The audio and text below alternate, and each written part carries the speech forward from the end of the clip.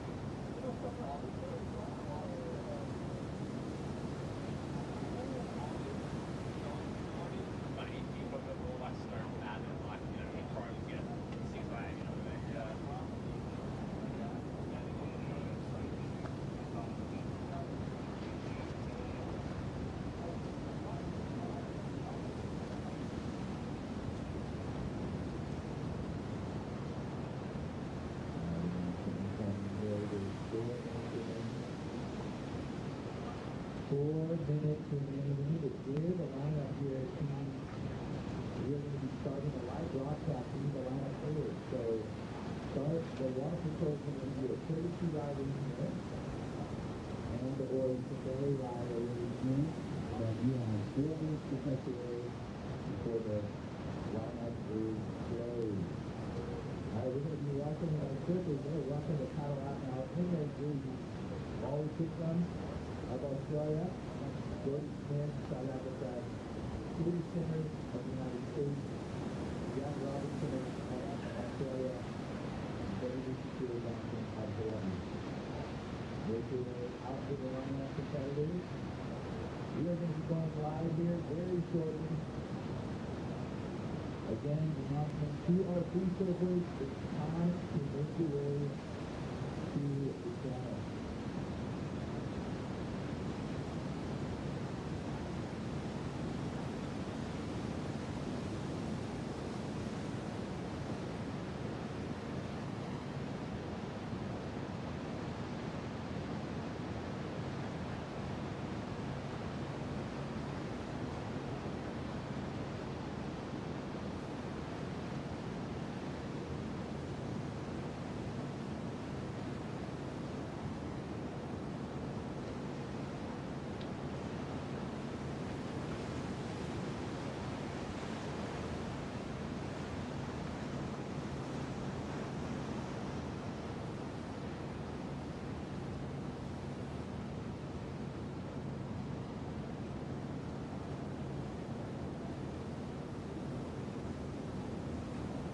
We have 2 minutes to start. 2 minutes to start.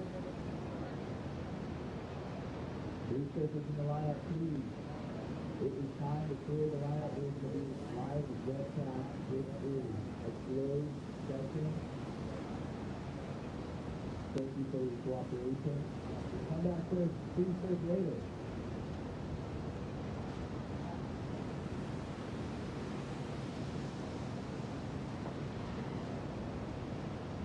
We have just over 1 minute to start. 1 minute to start.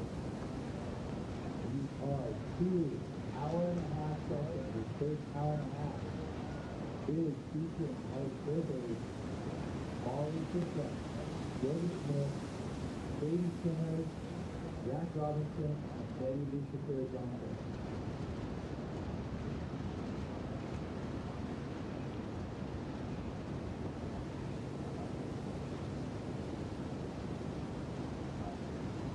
We are under 1 minute. We're going to be blowing the horn here shortly. Three surfers in the lineup. Just a heads up, we do have film.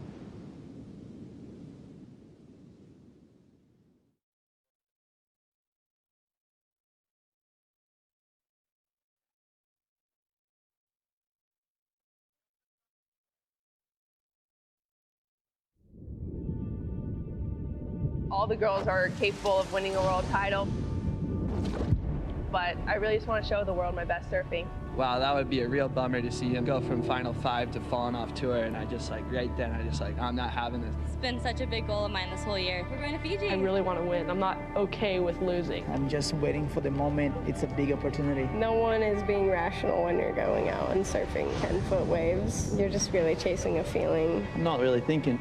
I just surf, you know. I always believed, even when I thought hits were not going my way, I believed until the last second. I think that's a big part of it, is really believing that you can do this. First and foremost, it needs to start in the mind. If you win the mind, then everything else just kind of follows. I don't turn up ever to lose. I have a dream to win a world title, and let's make it 2025. It's been 7 months since the start of the Lexus Pipe Pro. For these 10 surfers, those months were more than heats and highlight reels.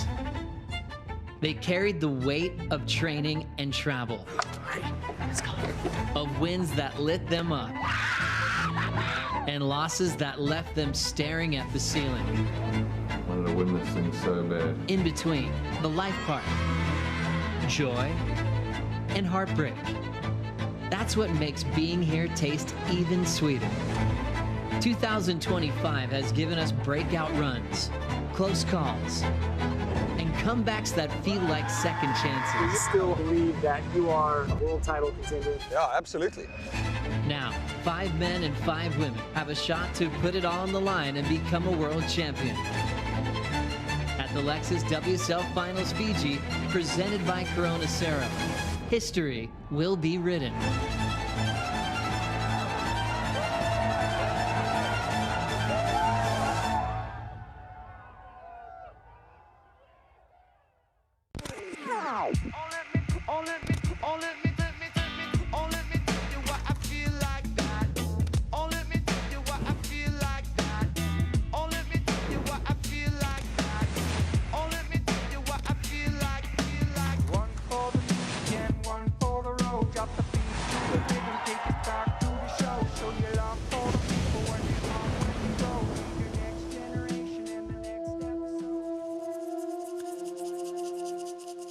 Bulan, good morning, everybody. Everyone on the boat rocking around a little bit with this wind, and Caroline's nice and comfy. Checking out the action from the screen on the island. Jordy Smith up early with the fam, got his wife a cup of coffee, and then went back to work grabbing his boards for the practice session. Molly Picklum, her boyfriend Austin, and Mitchie Ross took the ski from Momi Bay out there early this morning. Betty Lou waxing up along with Caitlin Simmers as it's a practice day, and big news today. First thing in the morning, we're going on yellow alert, meaning that it's a probable start for the Lexus WSL Finals Fiji, presented by Cero in 24 hours. So could be by tomorrow afternoon, having our season come to a close, and we'll have our world titles handed out. Joe Turpel with Felicity Palmatier, who enjoyed her time on the CT, loves big waves, and likes to follow the best surfers in the world. Flick, big news to wake up to this morning. Oh, it's exciting news. I'm like, we've been waiting around. Let's go. I mean, we've been looking at the forecast. We've been talking about this swell at the end of the waiting period, and we're getting there. We're getting closer. In 24 hours, we could have 2 new world champions potentially. And yeah, I'm excited to get into this practice session. We've had a couple of down days, and yeah, just to see where everyone's at. It's good to see everyone do their laps. We saw this a couple of days ago, and Flick, we went over to Tamarua yesterday and just kind of felt the energy of the island, and it was really cruisy. There, weren't a lot of waves to surf yesterday, so this is an important day for the crew to kind of feel their equipment out again, as we expect a bit more swell to fill in throughout the day today. In this first practice session, we've got world number 1, Molly Picklum, world number 2, Jordy Smith, world number 3, Katie Simmers, and the number 4 seed, Jack Robinson, number 5 seed, Betty Lou Sakura Johnson. So the practice is all about trying to be as friendly as you can be to share this lineup together. No priority, but if you have an opponent you might be seeing tomorrow when the world title's on the line, you're probably taking notes. Yeah, I think so, for sure. I think everyone's just going to be very keen to surf, because you mentioned it already, the last couple of days it was super small. I know that maybe a couple of crew went out yesterday afternoon. There was maybe, the swell started to fill in a little bit, but I mean, we went and had a look at the surf 2 days ago. We tried to get some wiggles in. It was incredibly difficult. And then yesterday was probably, I heard Caroline Marks say yesterday when we were on Tamarua, it was the smallest she'd ever seen Cloudbreak. So she tried, and she was like, wow, it was pretty difficult. So everyone really hasn't had any runs on the board, basically. So, we're picking up where we left off from that last practice session, basically. Makes our sport so unique. Our relatives in skating and snowboarding, they're doing runs on the exact, platform they're going to perform on in the lead up until their competition day. Surfers have to rely on the ocean for a good forecast and stay mentally ready. Betty Lou Sakura Johnson from the North Shore of Oahu. Home break, Haleiwa, which has been a huge part of pro surfing for a very long time. Picked up a win there when she was just 16, put her on the map to be a future world champion, and this is her first shot at getting the big cup. Yeah, I think that win, it obviously put her on the map, but it just cemented how strong she is. Obviously, Haleiwa's, it's a hard wave to surf and to figure out. I mean, it's a home break, but just how dangerous she is when it comes. She's just not going to back down from, a serious section or a consequential wave. And I think from the very beginning too, the word that comes to mind is tenacity with Betty Lou. I think the way she puts together heats, how much she wants it, it's very evident, and I think there's no stone left unturned when it comes to Betty Lou and the way she puts together a heat strategically. And her move to work with Tommy Whitaker this year is a really important one. And now that she's in the Final Five, he is a coach that has a lot of experience in this format with coaching guys like Griffin Colapinto, winning world titles with Katie Simmers, with Stephanie Gilmore. He's one of the most successful coaches in this Final Five format. I think it's incredible, right? I mean, talk about all the people that he's coached into that situation. I think Betty Lou too, this is her first experience with finals, and I think the day moves so quickly, we know that. I think also it can be a little bit overwhelming, and for someone to be able to rely on a coach that's been there through all different, you know, walks, and there he is right there, Tommy Witts, the Red Bull athlete zone there. But yeah, to be able to rely on a coach that's got so much experience there, you know, with surfers from all different seeds, you know, even Steph coming from that 5th seed all the way through to winning a world title, you know, he's been there and he's kind of done it all and he's seen it all. And, you know, he knows what those surfers will be experiencing and what they'll be feeling in those moments and how taxing the day is. You know, if you're coming from that 5th seed, it's a long day of surfing. Potentially 5 heats. Yeah, it's a long day, you know, starting with that first heat and also being well prepared for being out at sea in the boats in a really bumpy and windy lineup. As this practice session gets started, let's say a big bula and good morning to our good friend Ronnie Blakey. Yeah, Joey, yeah, Flick. Bula made a beautiful morning, but the wind is howling out here at the moment. The boat is a rocking, Joe, so don't come and knocking. But we're pretty excited about what's going to go down here. I'll tell you what, Geordie Smith came on this boat with the biggest grin on his face, absolutely ready to go. So really looking forward to seeing how he performs out there. Katie Simmers, she's an interesting one. She was really looking focused. In fact, the last couple of days, it's felt like Katie's kind of pulled away a little bit more socially and starting to get herself in that competitive mindset. So it's going to be a lot of fun. Tommy Witts, I heard him talking to Katie and Betty Lou about what they're trying to do out there. He wants them not surfing too high above the lip at this stage, place those turns carefully, square up. That was the last thing he said. He wants to see them really attacking those bowls. So as much as this is the opportunity for these competitors to find their groove in this lineup, it's also an opportunity to get really set on what the game plan is tomorrow when potentially we could be crowning world champions. Ronnie, when we opened up the show this morning, we've just been kind of talking about Tommy Whitaker with his experience as a coach, but especially in this format with the Final Five, with Katie now adding Betty Lou, you know, Griffin Colapinto multiple times. I mean, he's a wealth of knowledge, understanding how fast this day is going to go potentially tomorrow. Yeah, he certainly is, and you know, he has been there, Joe, and taken a surfer from that 5th place, Stephanie Gilmore, to that record-breaking 8th world title.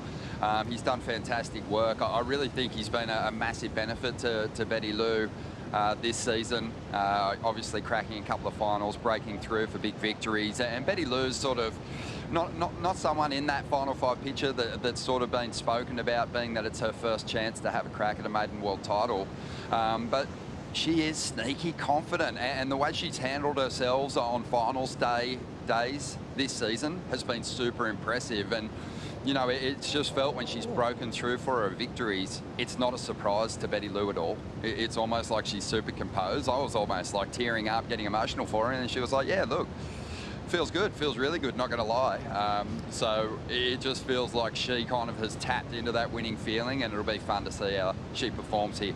Definitely. But our boy Strider's out there too, I believe. Strider's always the first one out in the lineup, getting a good glimpse of the conditions and obviously a close look at the form of our athletes. How you going out there, Strider? Yeah, going good.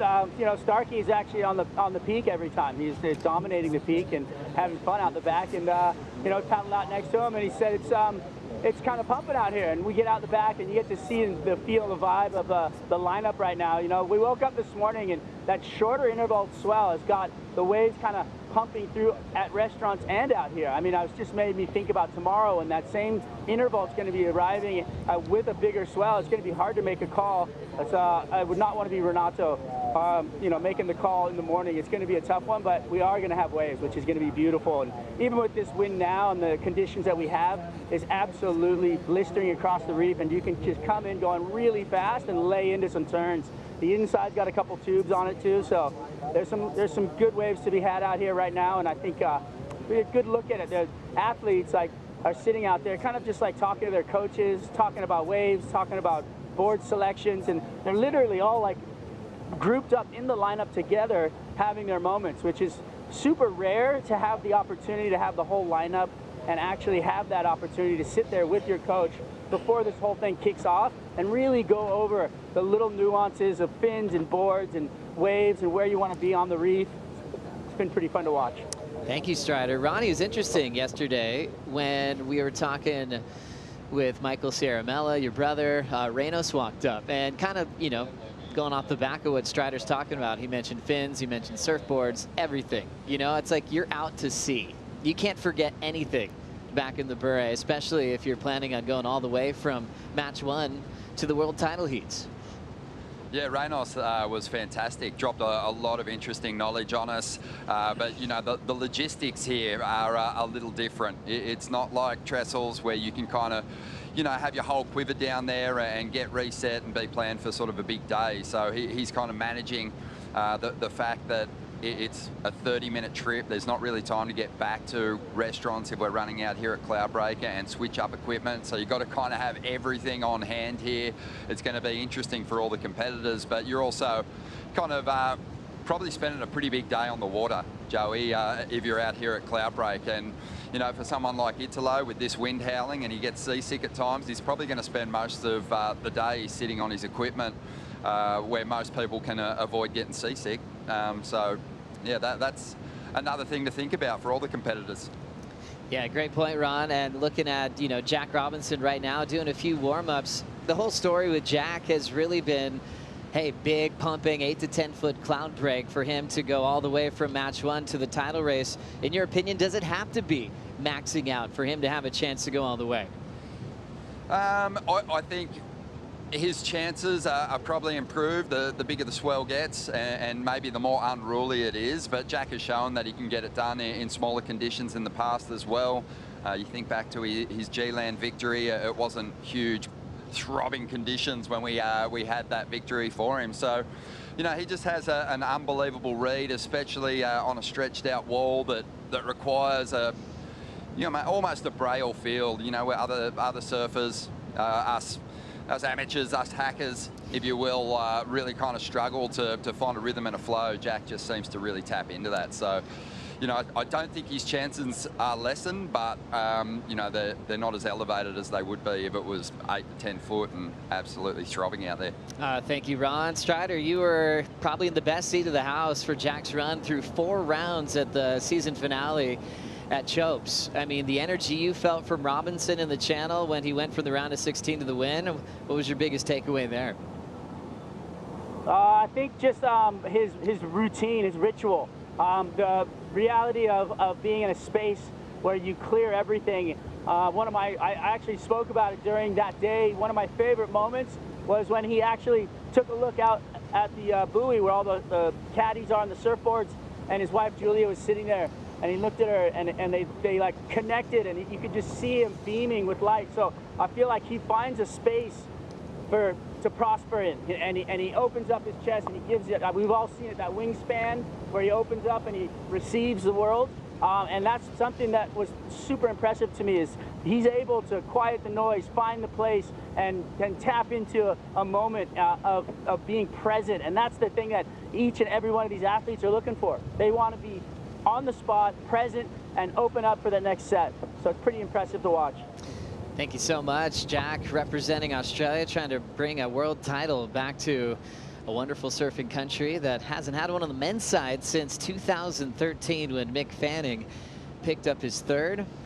Molly's trying to get it done for Oz as well. Obviously, there's just been tons of world titles. You go to Gilmore with her 8th record-breaking title to break the tie that she was carrying with 7-time world champ Lane Beachley. Flick, as you know, Jack's been here before, making it to the final 5. Now 4 times in his career and looking to capitalize this season. Yeah, I think, you know, we talk about his performances at lowers, and I think he's been kind of open. You know, he's like, I probably didn't surf the way I really wanted to, or I didn't get to open up. But we've spoken about this too. I mean, Cloudbreak really, for a chance for a world title right now, as we see Jack on screen and just watching Katie here. But yeah, we talk about his chances here at Cloudbreak. I mean, it's high, right? I mean, everyone's been talking about it. Yes, he's in that first matchup against Italo, but if he can get on that momentum and that role like what we've seen, I mean, we saw it only 2 weeks ago at Chopes. I mean, he had such a big job at hand, and, you know, he needed to win the event with a couple of other things to go his way, and it happened. It feels like in those moments he can sort of, you know, it's just feel like it's sort of like it's within his control some way. Like, I mean, even, yeah, it's kind of like he's shape-shifting, like into the tube. He can sort of the read on the ocean. We've already spoken about it, but I think this shot, I mean, right now it's such a good chance for a world title for Australia again, for Jack. But I mean, he's coming up against Italo, and really what I saw from Italo in that first practice session was unbelievable. I mean, you know, we talked about surfers, you know, sort of holding back a little bit. Italo was definitely not doing that. I mean, he definitely, if he was scoring that, he was winning that day. The way he was surfing, the pace that he was surfing at, and I think it'll be dictated to where, you know, we run this event and how much of that swell really does fill in or not. Because, I mean, Ronnie kind of touched on it, but Jack's chances obviously are elevated the bigger it gets, as we see him on screen right now. Just getting around this section, but you can see the little bit crossed up from this wind. The guys were mentioning it earlier. I mean, it is pretty windy out there. You can just see the rooster tails just flaring off the back of the wave right now.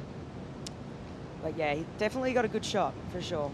And you know what? It's an open ocean wave, and I think that's where Jack comes into his own. Just the reading the ocean and trusting your instincts. Trusting a lot of knowledge from his equipment side of things when you talk about two incredible world-class shapers that he has to work with Eric Arakawa and also Marcio Zubi with Sharp Eye surfboards.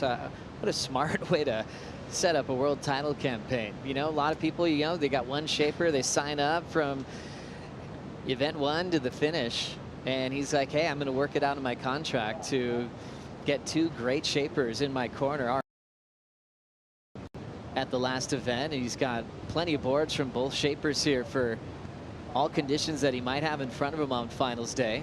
Real smooth act on the backhand. Reminds me of some of the work he did when he won at G-Land a couple years back. I think Ronnie mentioned it, you know, when he won at G-Land, it was quite small, right? And I think we generally think of Jack excelling when it gets big, which he does, but he has the ability, just the read on the ocean's incredible. But yeah, back to the board conversation. I mean, there's not many surfers really. I mean, Geordie's had the ability this year to sort of jump around on different shapers for different events, but it's not really that common. I don't think you're really getting that many shapers that are so stoked if you're kind of jumping ship all the time. But I mean, if you can work it how Jack has, I mean, into your favor, I mean, he's got the best of both worlds. You know, he's riding his Sharp Eye. He's been pretty vocal when it's a bit smaller, and then jumps on the Arakawas when it's bigger. So, I mean, yeah, he's got the best of both worlds, as we see Katie just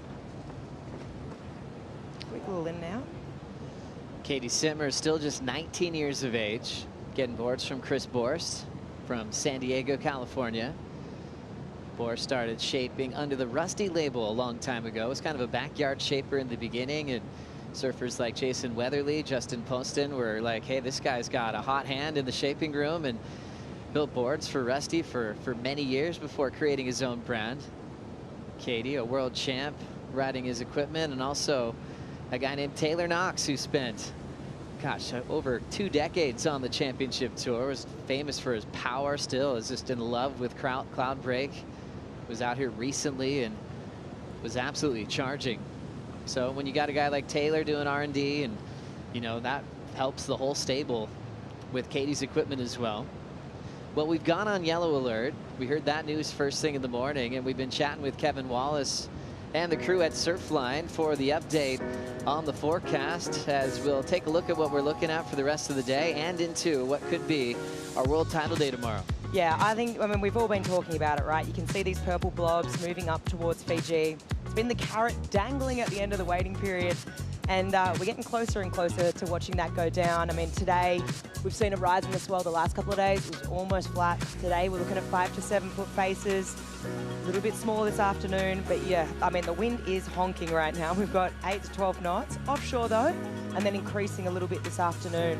But moving forward, the next 3 days, things are getting pretty promising. I think this is what we're looking at. We've got Tuesday here. This is what we're looking at tomorrow for potential world title day. We've got serious swell moving in, 5 to 8 foot, maybe 10 foot faces in the afternoon. That wind may be a little bit iffy, but then you've obviously got a little bit more of a carrot dangling. Wednesday looking good, Thursday also, so there's plenty of opportunity. But yeah, tomorrow's D-Day, Joey. That's right, as we see a great connection there from Betty Lou. She'll step off. Still enjoying her practice session. Big thanks to Kevin Wallace for the reports. Looking like we'll start off with real clean conditions tomorrow, and this swell will build throughout the day today. We're expecting a slower start this morning, but look at this. You're seeing the best size we've had, and a couple of big power gouges from Jordy Smith on the back end. Down the line, pops a little air just to stay nice and loose. Jordy bringing some Pizels here to Cloudbreak. And John Pizel saying, hey, John's not on tour this year. I'm happy to shape boards for Jordy Smith. Jordy also had a Mayhem that he got shaped earlier in the year that he brought over. He did talk to Matt Biolis about more boards for the finals. But then with Matt committed to Griffin Colapinto, Yago Dora, and the guys riding Mayhems, he actually gave Jordy a phone call and just said, hey, you know what? Maybe not this time, but with all mutual respect between the two, Jordy understood. As we look at Betty Lou on this replay. Yeah, so Betty just, wow, okay, going to town, couple of nice maneuvers there, and then behind her, Jordy. I mean, this is promising, right? I mean, we're seeing some, this is one of the biggest sets we've seen this morning. That swell's starting to fill in. Jordy just looking super smooth. These couple of turns, I mean, look at the way that those rooster tails are just flying off the back of the wave. He's looking good, he's looking connected. Betty Lou's 2-turn combo also looking really nice. You can see too, I think in Betty Lou's surfing, you can see what Tommy Witz was talking about, right? She just wants to keep place those turns a little bit lower. And when it's Cloudbreak's, 2 to 3 kilometers out to sea, it's so exposed by the wind. And today, if it's that strong, you place those turns that little bit too high. It's so easy to get caught at the top. So I think you could really see that in Betty Lou's surfing then. Garth Tarlow in the corner of Jordy Smith, basically a part of his family these days. We've seen Garth next to Jordy in Red Bull Athlete Zone for a very long time, as we see Katie coming off a nice connection before stepping off. Yeah, I mean, Katie, that was super explosive out of the top. I think, you know what, I really think we're going to see this maybe potentially building throughout the day. This and, come the second practice session, I mean, we might be seeing some more serious sets. It's looking really fun out there. Looks really fun. As we focus in on the CT by the numbers. Always love all the stats that build throughout the year, and also for the careers of these guys. When you focus on 9+ rides this season, Jordy tied with Griff, Jack, Italo, and Baron Mamiya with 4 waves above the 9+ range. Had a 9.5 where he let go of the rail at Chopes, knifed it, recovered well, and also had another big 9.5 in main break Margaret River. As you see him step off, he's just been getting so many big scores, and I think, times have turned, from our friends in the 80s. I used to talk to Potts about this all the time. He's like, yeah, when you turned 30 in his era, they were like trying to move you off tour. They were just saying you were ancient, and all that got redefined, and we've had titles won in the 30+ club. And I think Jordy, when you look at him being 37, you're not really pointing to any part of his surfing and saying anything's really slowed down. It's just gotten more refined. He knows how to take care of himself physically. He's keeping the joy in his surfing, and there's no really signs of slowing down. I think the emotional part of this year, it's not like a retirement swan song celebration.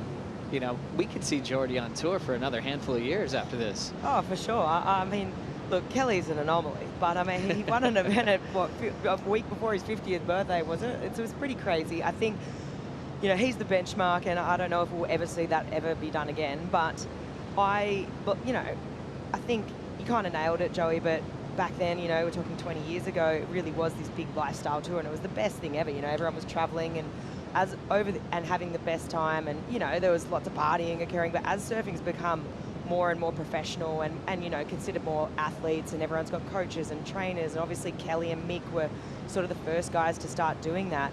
So I know surfing's in the Olympics now. It's just had this, I mean, there's been a really, yeah, it's just so much more professional, right? And everyone's looking after their bodies, and everyone's aware of what they're putting in, and everyone wants longevity for their career, and not just that for their career, but for the health and wellness for the rest of their life. You know, you want to be moving fluidly, and I think, yeah, I don't look at Geordie at all and think, nah, I mean, look, maybe he's not looking as good in there, he's not looking as good here. Like, he looks just as good as what he did 10 years ago. I mean, right now he's probably having the best start or best year he has had on tour in 10 years. So I think it's inspirational, and it's cool. I think Kelly's right at the forefront, though, of really leading that charge and that example, and what it means to really look after your body and what you can do if you do that. 100%. Great to see him in this kind of form, leading the tour with longevity, and the #2 seed in the Lexus WSL Finals, Fiji, presented by Cero. Jordy Smith, 2-time runner-up in the world.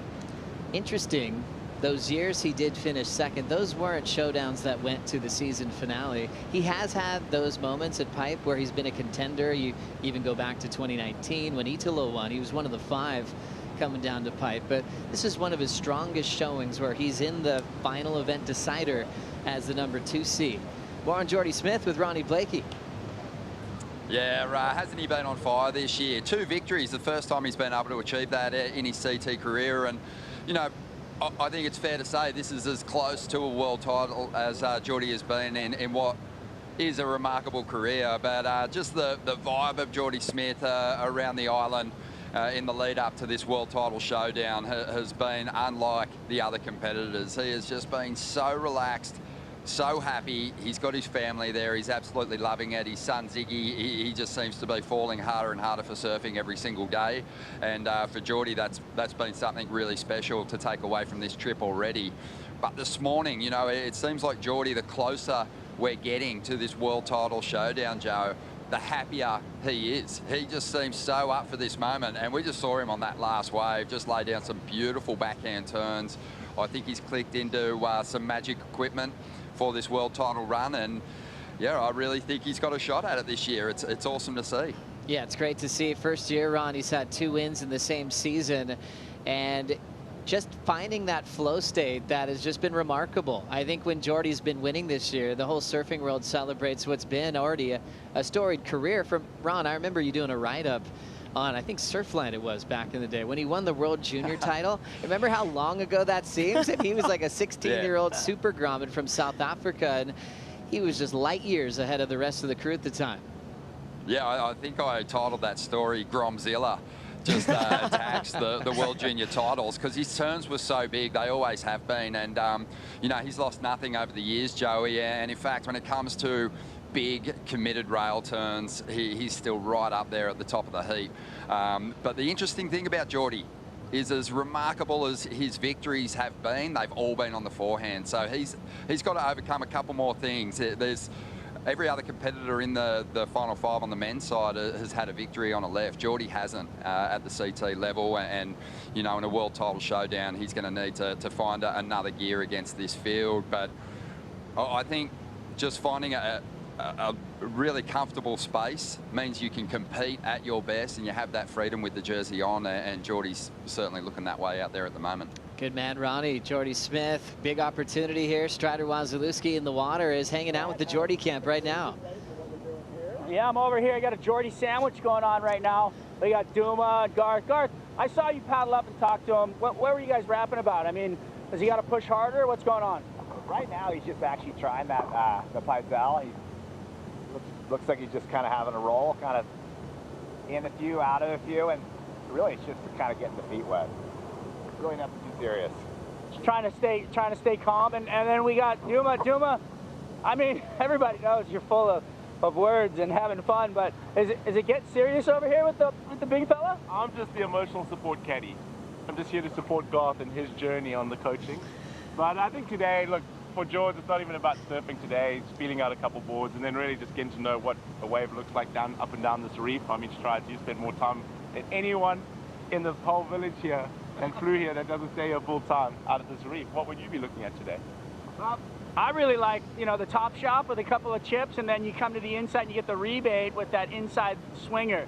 So I think the most important thing about this wave is paddling back out, you actually get really good looks at this inside bowl, which can really offer up incredible barrels. So for me, I'd be keeping one eye open to the right and one eye open to the left. And the main question is, can we get you in a Geordie jersey tomorrow?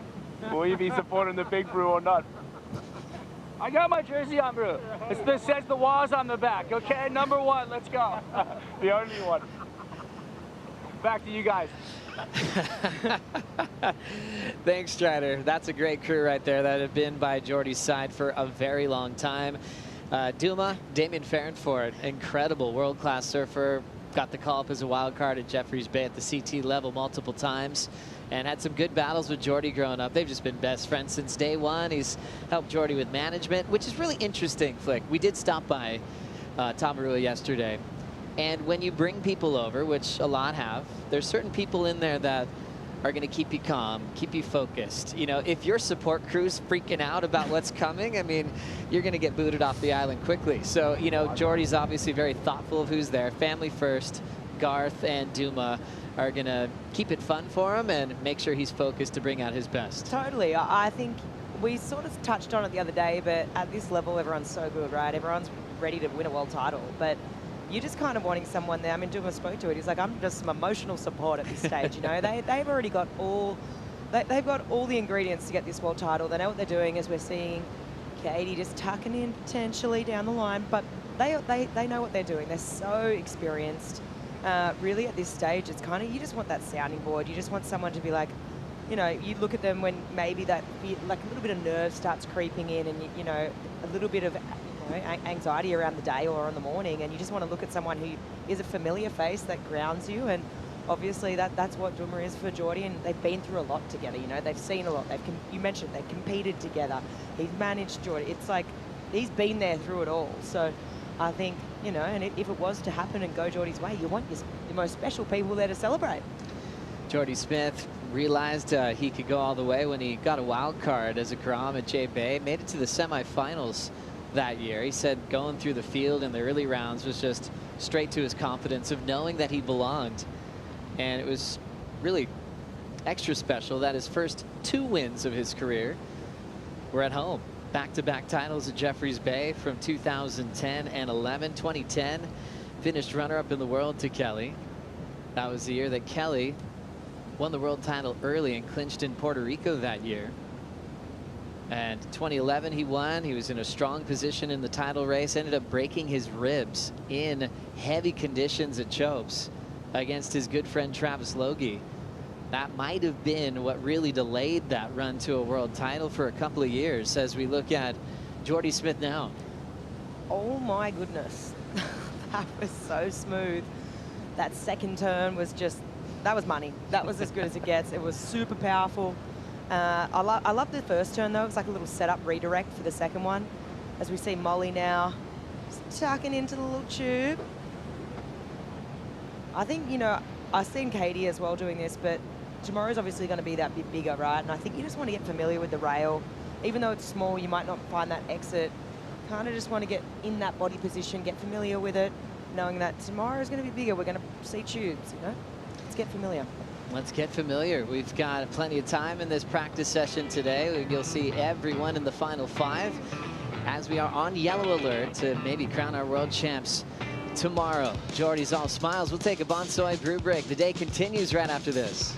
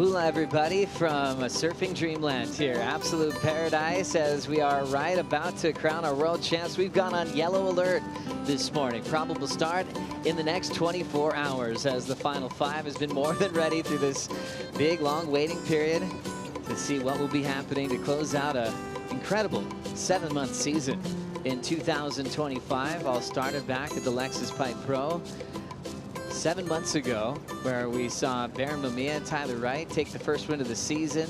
They were both wearing yellow, and we had a very exciting battle for that #1 jersey on the men and women's side. For Molly, you know, she had her consistency in the very beginning of the season, was just getting delayed on that first win of the year, especially in the pool event in Abu Dhabi with Katie Simmers, but it kept her hungry, kept her fire burning. And then the back end, especially the last 4 events of the year, is one of the most consistent performances we've seen on the championship tour, making 4 consecutive finals.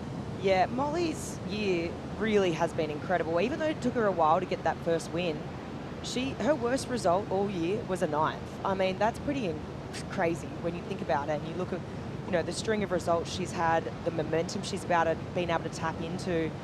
I just think, really, who knew that, you know, she worked with Glenn Microhall for so long, and she learned so much, but who knew taking a step away and sort of really finding herself and, you know, how she wants to show up, and who's, you know, getting different coaches at different locations. And, you know, that's a scary thing to do, to sort of walk away from what you know, and really what was working too. She was having good results. She was, you know, in contention for a world title the last couple of years. And she walked away from that to sort of really find herself. It was get caught up here with a couple of waves that have happened. So Katie Simmers just belting that one. Nice little down carb there. But, you know, that's a big decision to be like, you know what? I'm going to go find myself and find what really works for me. And she's got a good team behind her right now. And I think she's in a really good headspace. I did notice, like, the last couple of days, you know, I've seen her here, you know, at, you know, the Marriott here a couple of days in a row. Saw her on Tavi as well. And she's very focused. I think she knows what's in front of her. She knows she's only a couple of waves away from a world title. And she also knows how good a rhythm she's been in too. So, yeah, I think it's just been interesting to watch her. She is very focused right now is what I'll say. Laser focused. Laser focused. Let's now connect with Ronnie Blakey. Yeah, Joey, how are you, mate? How fun is this? Getting to see the surfers in a warm-up session again. Obviously, with a pretty slow forecast in the opening half of the event window, you know, we wanted to give the surfers the best opportunity. We had the one warm-up session, and that kind of prompted conversations around who's carrying great form into this world title showdown. We saw Caroline Marks go out there and make a real statement. We saw, I think, Iago Dora and Italo Ferreira, they both looked so sharp in that first warm-up, but with the benefit of a second warm-up, new stories are already emerging. The power and versatility of Jordy Smith. His form looks amazing out there at the moment, looking very confident. Molly's just been on every time I've seen her out there, but definitely looks like she's still keen to get that barrel. But it's kind of fun just watching people trying to make a statement of their own in the lead-up to this showdown, because you can feel it. The anticipation's really starting to build. Yeah, it is something, isn't it, Ronnie, where someone carries that message of they won the free surf, they won the practice in the lead up to the event. It happens at every event on tour, but obviously much more significant when a world title's on the line. And I was talking to Griffin Colapinto earlier this season, and you know how often we celebrate the great style of Ethan Ewing. And Griffin's going, yep, I see that style, but I would love if people said that about me a little bit. You know, just like that feeling of you want that message going on your side. You want it to be part of the narrative, because that builds with the energy of your entire performance as well. Yeah, well, you got to let your surfing do the talking if you want to collect those accolades. Griffin's done that this year, especially on the backhand, and also just the style that he showed on his way to victory at this venue last year. So for me, Griff is definitely one of the most stylish guys on tour, but right now out there in the lineup, it's got to be said, Jordy Smith is kind of making his presence felt. And the first warm-up session, he said he forgot to wax his tail pad. Obviously, gave it a lot of attention today because he has hung those fins out a few times today. Yeah, really powerful. I think that's what always has been exciting about Jordy, with his size, his flexibility. He was such a unique build, you know, when he came on tour. There wasn't too many comparables to Jordy Smith, where I think That's all changed this year. When you look at even the event winners we've had, everyone's been giant. We talked about this earlier. Connor O'Leary, you know, Cole Hauschman. You know, it's a big tour these days. There weren't that many Jordy lookalikes, or, you know, with size or physique, you know, back when he qualified in 2008. Yeah, I was going to say, you know what? I think that kind of era, you know, Owen Wright comes to mind as someone that started to sort of change that conversation. And then people started thinking, hang on a second, is it better to be bigger to be a surfer? Because you can get more compression, more extension, you know, just because of the sheer fact that your legs are longer. So you're going to generate more speed. But I don't think there really is that sort of specific build for surfing. I think we sort of debunked that now. For a long time, it was like, oh, you got to be a bit more stocky, a bit more Tom Carroll-like, you know, maneuver better in the barrel. You can sort of, there was that conversation, but now I think that's completely blown out. It's like, there isn't one specific build for a professional surfer. Everything's been analyzed, right, over the years. I remember there's a mag back in the early 90s that measured everyone's foot size. Stop. To see what was the best. More grip on the board. Got to cover everything, right? Let's check in with Waz. Yeah, thanks, Joey. You know, just getting into the conversation, you know, Jordy obviously looking really solid out there. He's on the Paisel when we saw those first big hammers getting laid down. Now he's out there on the Mayhem. I feel like it's a little looser. It, you know, carries the sections better, but that Paisel in the pocket looks amazing as well. So it's going to be interesting to see, you know, which board he kind of goes to throughout the day here and into finals day. And there's so much talk about who's surfing the best in these warm-up sessions. I don't know if it matters. I feel like, you know, anything can happen in that time frame of when they wake up and they got to get out there and they got to surf their heats. And when that happens, I feel like that's when, you know, your team really comes in. That's when your backup crew, the people that you're resting everything on, that you brought here to put next to you to keep your vibe into a place where you're going to actually be able to excel. I mean, that morning is going to mean so much. The wake up, the breakfast, the conversation, the headspace. These sessions, they just drift away into nothing. And then they really do have to go into a place of, I'm going to kick some ass today and go out and execute. So I can't wait for the morning of. That's the thing that's really, really got me just kind of buzzing, is that morning of activity and what's happened and who's going to really rise to the occasion. And is somebody going to come from the back of the bus and start driving all the way home? That's what I want to see. Hey, Strider. Yeah. Got a question for you. Speaking of the morning of, tomorrow could be that day. It's looking like it. You're the absolute expert out here. I mean, Duma spoke to it. You've spent so much time on this reef. What's your read on what tomorrow morning is going to be looking like compared to this practice session? Well, we're going to have you know, more swell, like a lot more swell, and it's going to be the same period though. So the waves are going to be kind of stacking up against each other and really kind of, dare I say fun, but like they have an easier entry and there'll be a lot of open face and there'll be tubes down here on the end. The hard part is going to be in the morning. The wind is going to be favorable for out here and it's going to look gorgeous. And then as the day goes on, it's going to start looking better and better over at restaurants. I think around 9 o'clock, it's just going to be looking like a skate park and just like Wonderland in there. So it's going to be one of those things where they're going to have to make a decision, you know, off that first look. And I feel like it's going to look the best out here right away. And that's going to be an interesting call to have to buckle down and go for it for the rest of the day. But the wind does get a little funny through the afternoon, but I think Mother Nature's on our side. I think we've been doing the right thing. We've been having good calls happen with the WSL and making this place a platform for the finals. I think Mother Nature's going to give us what we want, and we're going to have epic surf all day and a banger finals day. Good man, Waz. I like Wastradamus when he just lays it all out there for what could happen tomorrow. And, you know, good theories as well of what he's seen in the practice session. For him, he's like, all this doesn't matter. What's important is tomorrow. And all these surfers are so thoughtful on how they're approaching every day of their career. Some might actually have a game plan of like, I'm not going to show too much and come out blazing on the day. Some might be like, you know what, I'm staying locked in, maybe like an Italo, where he's going to surf for 10s every wave and continue to try to blow that scale out into the Jersey tomorrow. Where do you want to show too much, or are you just trying to take it easy and kind of find your lineups in this big playing field that is Cloudbreak? I agree with Strider. I don't think these practice sessions matter, because I mean, yes, it's good to like take notes to see who looks connected. However, tomorrow is a totally different story. And this is the thing about finals, right, is you wake up on that day and it's really how you're feeling on that day, how you're connecting with your team. And I mean, someone might, you know, let's just, for argument's sake, you know, Caroline's been ripping, but she might wake up tomorrow and maybe not be feeling the best. And it really is whoever is on that day. And I also believe it's whoever's going to back their intuition. This wave, Strider mentioned it, it is going to be hard to read tomorrow. It's going to be, you know, do you want to get drawn up the point? Do you want to be down more towards shish kebabs and searching for that barrel? And I think whoever really backs their decision making and their ocean knowledge is the person who's going to take home that world title, because you can really get caught up in hesitation and where to sit and, you know, am I in the right place? I just think it really is whoever is going to back their intuition, their decision making on the day, and their ocean knowledge. Molly Picklum, bright yellow jersey, world #1, owning it this year, coming into the WSL Final 5 for her 3rd straight appearance. What a year it's been in 2025.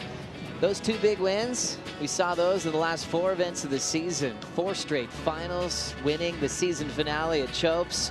9.77, 12.71 combined heat score, 5 final appearances in this entire year, all the best on tour. Our very own Shannon Waller caught up with Molly Picklum on the porch of her beret yesterday. I'm at ease with the fear of failing. I'm more okay with that, so then I can free myself to go and try and win. I'm not someone that'll sign up to running away from something, you know, like I don't like to hide. We kind of know that. I'll wear my heart on my sleeves a little bit and I'll kind of say it how it is. So, yeah, I don't really leave anything unsaid or unseen.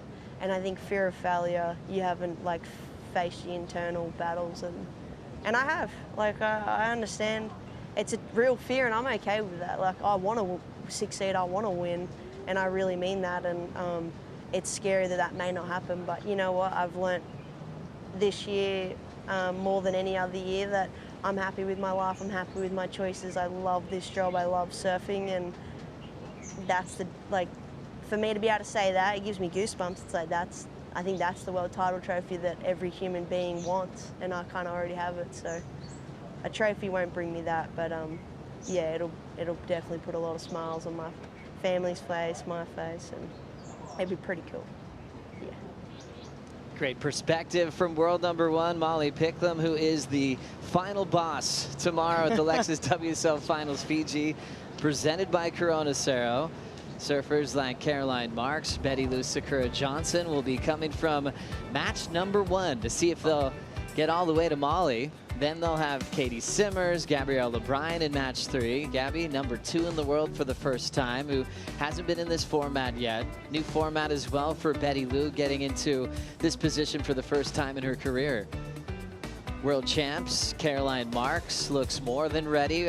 Ronnie was talking about statements made in the first practice session. She was probably at the top of the list, and she's got a coach who's won out here before as well.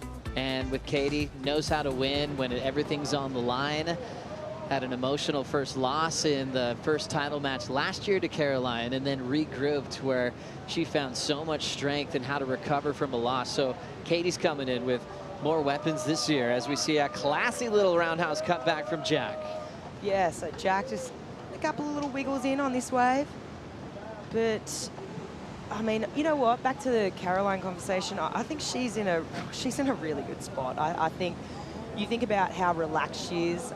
She's already got the world title. She's already got a gold medal. She's out here. She's kind of like, I'm the danger woman, right? And I think it was scary to hear her say it, but she's like, I'm here to be someone's worst nightmare. And I think that's a scary position for everyone else to be in, to know how relaxed she is. I mean, even yesterday, just being on Tabarua, you know, and just witnessing how calm and collected she is, and just she's still having a chat with everyone. She's still pretty relaxed, you know, whereas everyone else seems like they're kind of retreating a bit, getting a bit more, you know, I guess, collecting their thoughts, maybe not so social. Whereas Caroline, she's just still all right amongst it. So, I don't know, she seems very comfortable.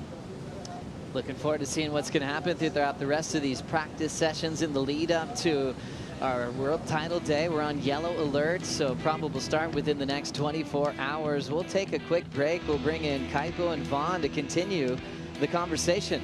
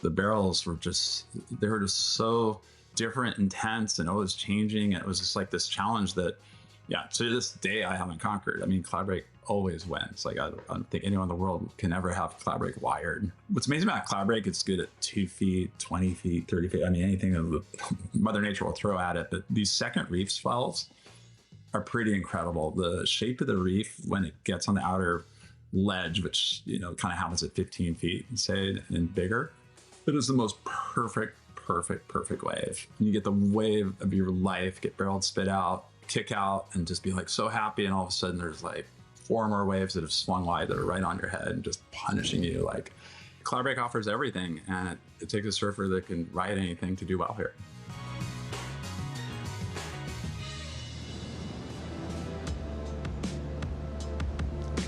That's right. We're looking forward to the Lexus WSL Finals presented by Cero as we zoom by on our Fiji flight cam. If you haven't got the news, guess what? We're on yellow alert. That means a potential and probable start for the Lexus WSL Finals presented by Cero just 24 hours from now, right here at Cloudbreak in Fiji as we fly by. What are we doing right now? We're doing some practice sessions to give an eye a little scouting report, give the surfers a warm-up time.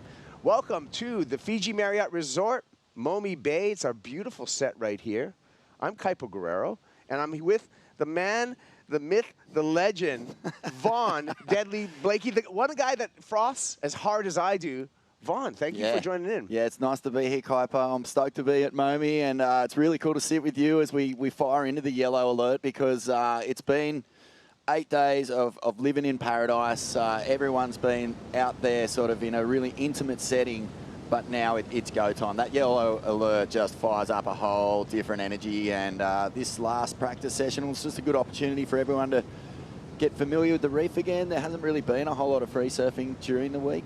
Yeah. Not much swell about, so everyone's psyched to get You've been on Tavarua, right? And you've been in amongst of it and with all that energy. I've been cruising here at the Fiji Marriott Resort, Momi Bay, and it's been incredible. Yeah. I mean, there's so much stuff to do over here. I've been living luxury life. You know, I can see you guys out in the communal living out there. It's nice, you know, to bring everybody together and share a beret, but got my private room here. That's the way you roll, thank you very much. I love it. Thank you very much, Deadly. Like, that's how we like to keep it right here. Everyone has different levels of camping or comfort, and I'm definitely a glamping guy when it comes to any kind of outdoor activity. So I have absolutely loved all my time out here. We get a chance to talk about these 5 surfers that we have out of the lineup: Molly Picklum, Jordy Smith, Katie Simmers, Jack Robinson, Sakura.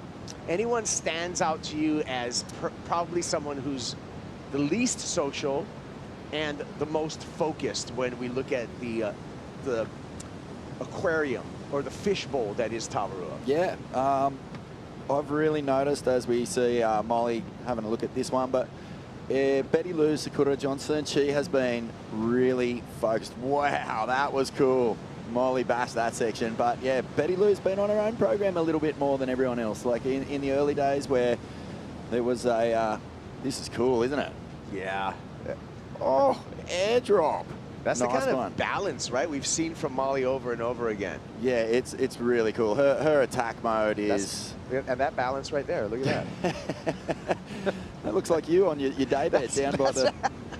That's an down by the boat. impersonation of me every afternoon, yeah. But just to your point, man, so the vibe on the island is really, it's almost like school camp, you know, like all the meals are served in one big room, you all get together. You've seen a lot of the competitors actually hanging out, eating at the same table. Jack Robinson and Geordie Smith, who are enjoying this little session together, they've been spending a lot of time together with their little kids who are about the same age. Family time. Yeah, so that's been cool, but Betty Lou, mate, has been, you know, sneaking off to the gym, spending a lot of time just in her own space, and I had a chance to chat to her, and she just seems fierce and focused. Man. Yes, that's awesome. Well, there she is, Sakura. Here, we're getting support from her partner, Brody Sale, as well. Yeah, drained a big birdie the other day when we all went and played golf. Nice. Massive Talented one. kid, yeah. Like right... Banyan's boys. You know who his partner was? The Go. Ah, well, that he had to impress his mentor. Here we go with the CT by the numbers, Vaughn, and we talk about excellent heats in 2025. On the top of the pack, Molly Picklum. Yeah. Does that surprise you?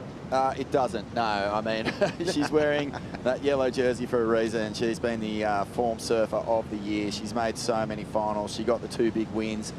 She got over that sort of mental barrier of the Katie Simmers domination that they were sharing in their rivalry, and it was a real one-sided rivalry there for quite a while. But you know, Molly, I heard Flick saying it just before, she's made a lot of changes at the start of the year. It felt like she just wanted to grow up and do it on her own terms, and I mean that in a way where, you know, she has been in the public eye for a long time. When you're a child prodigy like she is, you have a lot of people around you trying to guide you the best they can, and she just sort of separated herself from that, chose to go her own way, and it's worked out beautifully. And even earlier in the year, she was getting pretty frustrated that she wasn't getting the wins, but she just stuck to her processes. She knew she was going to do it on her own terms, and it's worked. The pendulum swung once she got that win in Brazil, and then it's just been finals and another famous win there at Tahiti, and yeah, she's well poised here. Yeah, well, she's got a lot of great support from all the North Shelley board riders there in Australia. There's they're going mad. Great surf community. But another subject on another Australian, I want to talk about Jack Robinson. This is his 4th Final 5 appearance, but that world title has eluded Jack Robinson. Let's hear from Jack about that conversation and you know, his search for a first world title.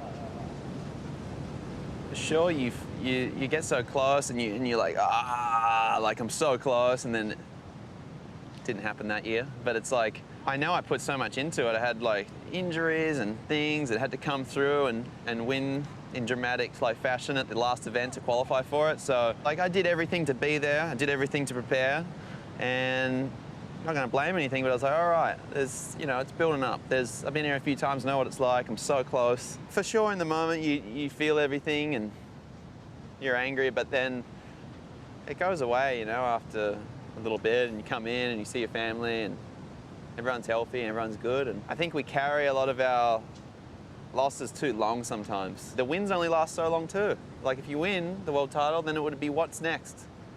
And if I won this last year, I'd be like, oh, what's next? I'm going to be chasing the next thing now. So they're kind of funny in that sense. You think about the losses way more, and then the win only lasts so long, but you'll be on to the next thing and it wouldn't be good enough. It's like, okay, I think it's building up for a special moment. Everyone has their special moment. Yeah. Pretty deep conversations every time you talk to the shaman of surfing, Jack Robinson. How cool is that? I mean, what an insight. It is true. We hear John talk about that all the time, you know, like, what does it mean? Like, what does this dream that I've had my whole life? And Jack just put it perfectly. It's a moment. It's a moment that you work so hard for, and you take it all in for what it is. And then in the context of the big picture of your whole life, you've got it to cherish forever. But, you know, I love that he also mentioned the losses are the same. If you can sort of approach that where you take the disappointment of something like being in these world title races a lot, and not let it just absolutely cripple you, you can use it as motivation for the next run, and he's done a wonderful job of balancing that. Yeah. Well, he's got a big run, Jack Robinson does, starting in match number 1, and so he's going to start in the very first heat of the day. coming to match number 2. Whoever wins that match number 1 is going to face this guy in match number 2. I'm talking about Griffin Colapinto. And there is the other half of match number 1, Italo Ferreira. That's going to be a great way to start the day, Vaughn, on the men's side. I don't think you could have a better matchup to kick off this Lexus WSL Finals Fiji. Like, these two have got a little bit of baggage, you know, like they love to get into the thick of combat, and they both love competing. You know, we always talk about the shaman having this supernatural connection to the ocean, but he also is a bit of a samurai. Like, he loves the art of war. Yeah. And Italo is obviously one of the best competitors we've ever seen. And so you put two full-blown legends of combat against each other, you got fireworks. What a great way to start the whole thing. And the whole day ends up in this guy's hands. Yago Dora, he's going to come in the #1 seed, title match #1. He can wrap up a world title with a win in that first title match. Jack Robinson thrown away. But I love the fact that you brought up the art of war, Sun Tzu and the art of war. And that's what Jack, you know, a lot of that, he imposes it.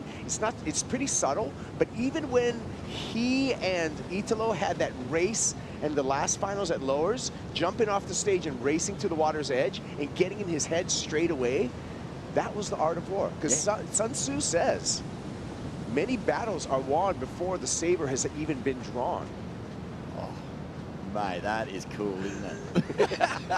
I love that, though. You're absolutely right. And these two have had a lot of time to, well, I mean, Italo was literally sort of starting, obviously, with that little social media post. That sort of put a little bit of a thought process, but I think Jack's headspace is just so rock solid. So you really do have two, just total apex warriors about to do battle. There's another headspace I'd like to get into, Vaughn.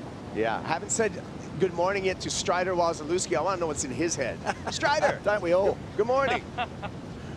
Oh, good morning. How's it going, Kipes? Super good.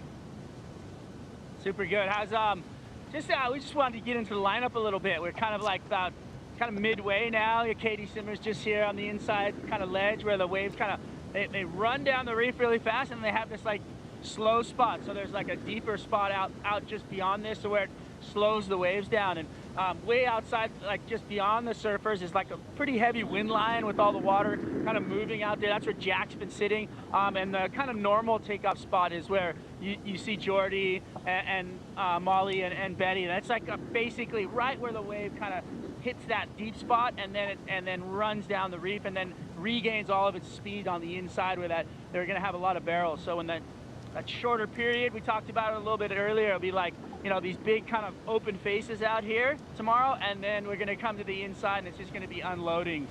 And I feel like that's where all the money's going to be made. I feel like it's just going to be kind of do or die. It's going to be running barrels and then big end section blasts. So that, you know, you're going to have to bring it home.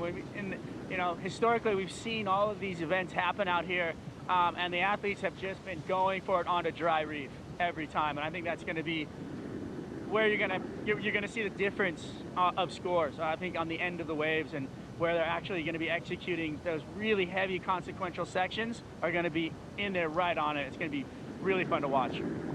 You got any surfers that you seem to be informed in this first practice sessions, Strider, in your eyes? You know what? Yeah, I saw Katie Simmers blow through the roof on one and then click out in full control in the wind and just, you know, come down, and you could see the confidence and the happiness that she had in it. A little more wild style was Molly Picklum. I don't know if I think you guys might have seen that on the warm-up where she came up and she hit into the lip and then free fell out of it and clicked down as well. So I feel like those are the kind of the sections and surfing that we want to see. Almost out of control, but just keeping it under the feet. Obviously, the big fella Jordy's been looking like a hammer out here, but we've talked about it. The reality is you guys can rip anything you want all the way up until the day of, but it's going to matter about how you're feeling and how you're looking and how you're surfing on the day of. And I think that's the most important part. Like, wake up, who's your crew, how's your breakfast, how's your headspace? And we're going to see that tomorrow morning, hopefully. Love that. I can't wait. Oh my gosh. Love the insight right there, Strider Wozalewski. He'll be in the water all day tomorrow. By the way, that was a great pick with Katie Simmers. As we look at the regular season, Vaughn, power surfers on Fantasy Surf, 8 out of the 11 events, Katie Simmers was the most popular power surfer pick in the regular season. So I feel the overall audience is feeling that same. Katie Simmers surfing on the edge. I gotta say hello and good morning to another part. My good friend Ronnie Blakey. I haven't said good morning to you either, Ronnie. Good morning. Full of carbs. How are you, mate? Super good, super good. Living the time with your brother over here. Oh, we're having a ball, mate. It's been good to reconnect because, yeah, you know, as all siblings, there's often some rivalry moments, and yeah, there's been a few big ones before we got over here to the islands. But we're back in a big way, and just want to let you guys know that the energy levels just went up about 200% because the 2019 world champ, gold medalist Italo is here, limbering up, getting ready to come to life out there in the lineup. Bula! Yeah, brother. He's absolutely buzzing, and it's sort of like a daycare centre out here on the boat at the moment. We got everyone down there limbering up. I can see Yago and Griffin, Caroline Marks, all getting ready to hit this lineup. Gabriella Bryan as well, and they're all loving what they're seeing. They're feeling like there is a little bit more wall to work with out there at the moment. And they're going to really try and tap in on some of those bigger walls because we got Swell coming our way, Kipes. We got Swell, mate. Yeah, I'm looking forward to it, Ronnie. What are you looking forward to as the Swell grows and, you know, the potential or probable finals day tomorrow? Oh, I can't wait. I think, you know, this collection of 10 athletes that we have battling for a world title this year is, you know, with full respect to what we've seen over the last few years, I think it's an unbelievable lineup, full of worthy champions, and two surfers are really going to have to earn it because, yeah, I think it's anyone's game from 5 to number 1. I think that there is, you know, a great story you can kind of tap into for each of the individuals. So it's going to be a really difficult quest. Obviously, those top seeds, they have the benefit of maybe wrapping it in one heat, but those surfers coming from those lower seeds, they're going to be building that momentum, connecting with this break on every single ride that they take. So it's going to be hard to halt that kind of movement. Yeah, I agree. I love the insight. Thank you, Ronnie, and we'll continue the conversation throughout these practice sessions today and into a probable finals day tomorrow. Katie Simmers, we're talking about her as the Fantasy Surfer fan pick for Power Surfer, and that's the reason why, because she's always on edge, you know? Yeah, no surprises. I mean, the defending world champ surfs with so much freedom, even under pressure. It looks like she's in the moment much more than a lot of her competitors. I always just think back to the roundhouse cutback in the WSL Finals last year. It was kind of like just such a free-flowing move in the whole context of what was going down. We never even saw anyone else do a full figure 8, and she did it again at the wave pool, which we didn't see a whole lot of roundhouses. And to your point, Vaughn, in that particular setting, in that basin, in that wave machine, that wave was going so fast, it was really difficult to fit in that roundhouse. So that, you know, alternative line was absolutely beautiful, masterful surfing, and that's thinking outside the box as well, right? It really is, and also it's such a feel turn. Like you go into a roundhouse when you're feeling amazing, especially the figure 8. And I think back to crew who really nailed them. It was always Andy Irons. He did incredible ones.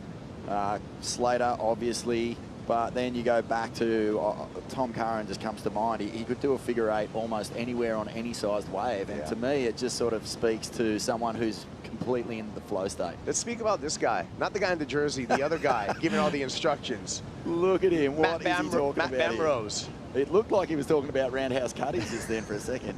But yeah, he is a live wire. You talk about Italo being, you know, a full-blown just frother. Bamrose is right there on par with him.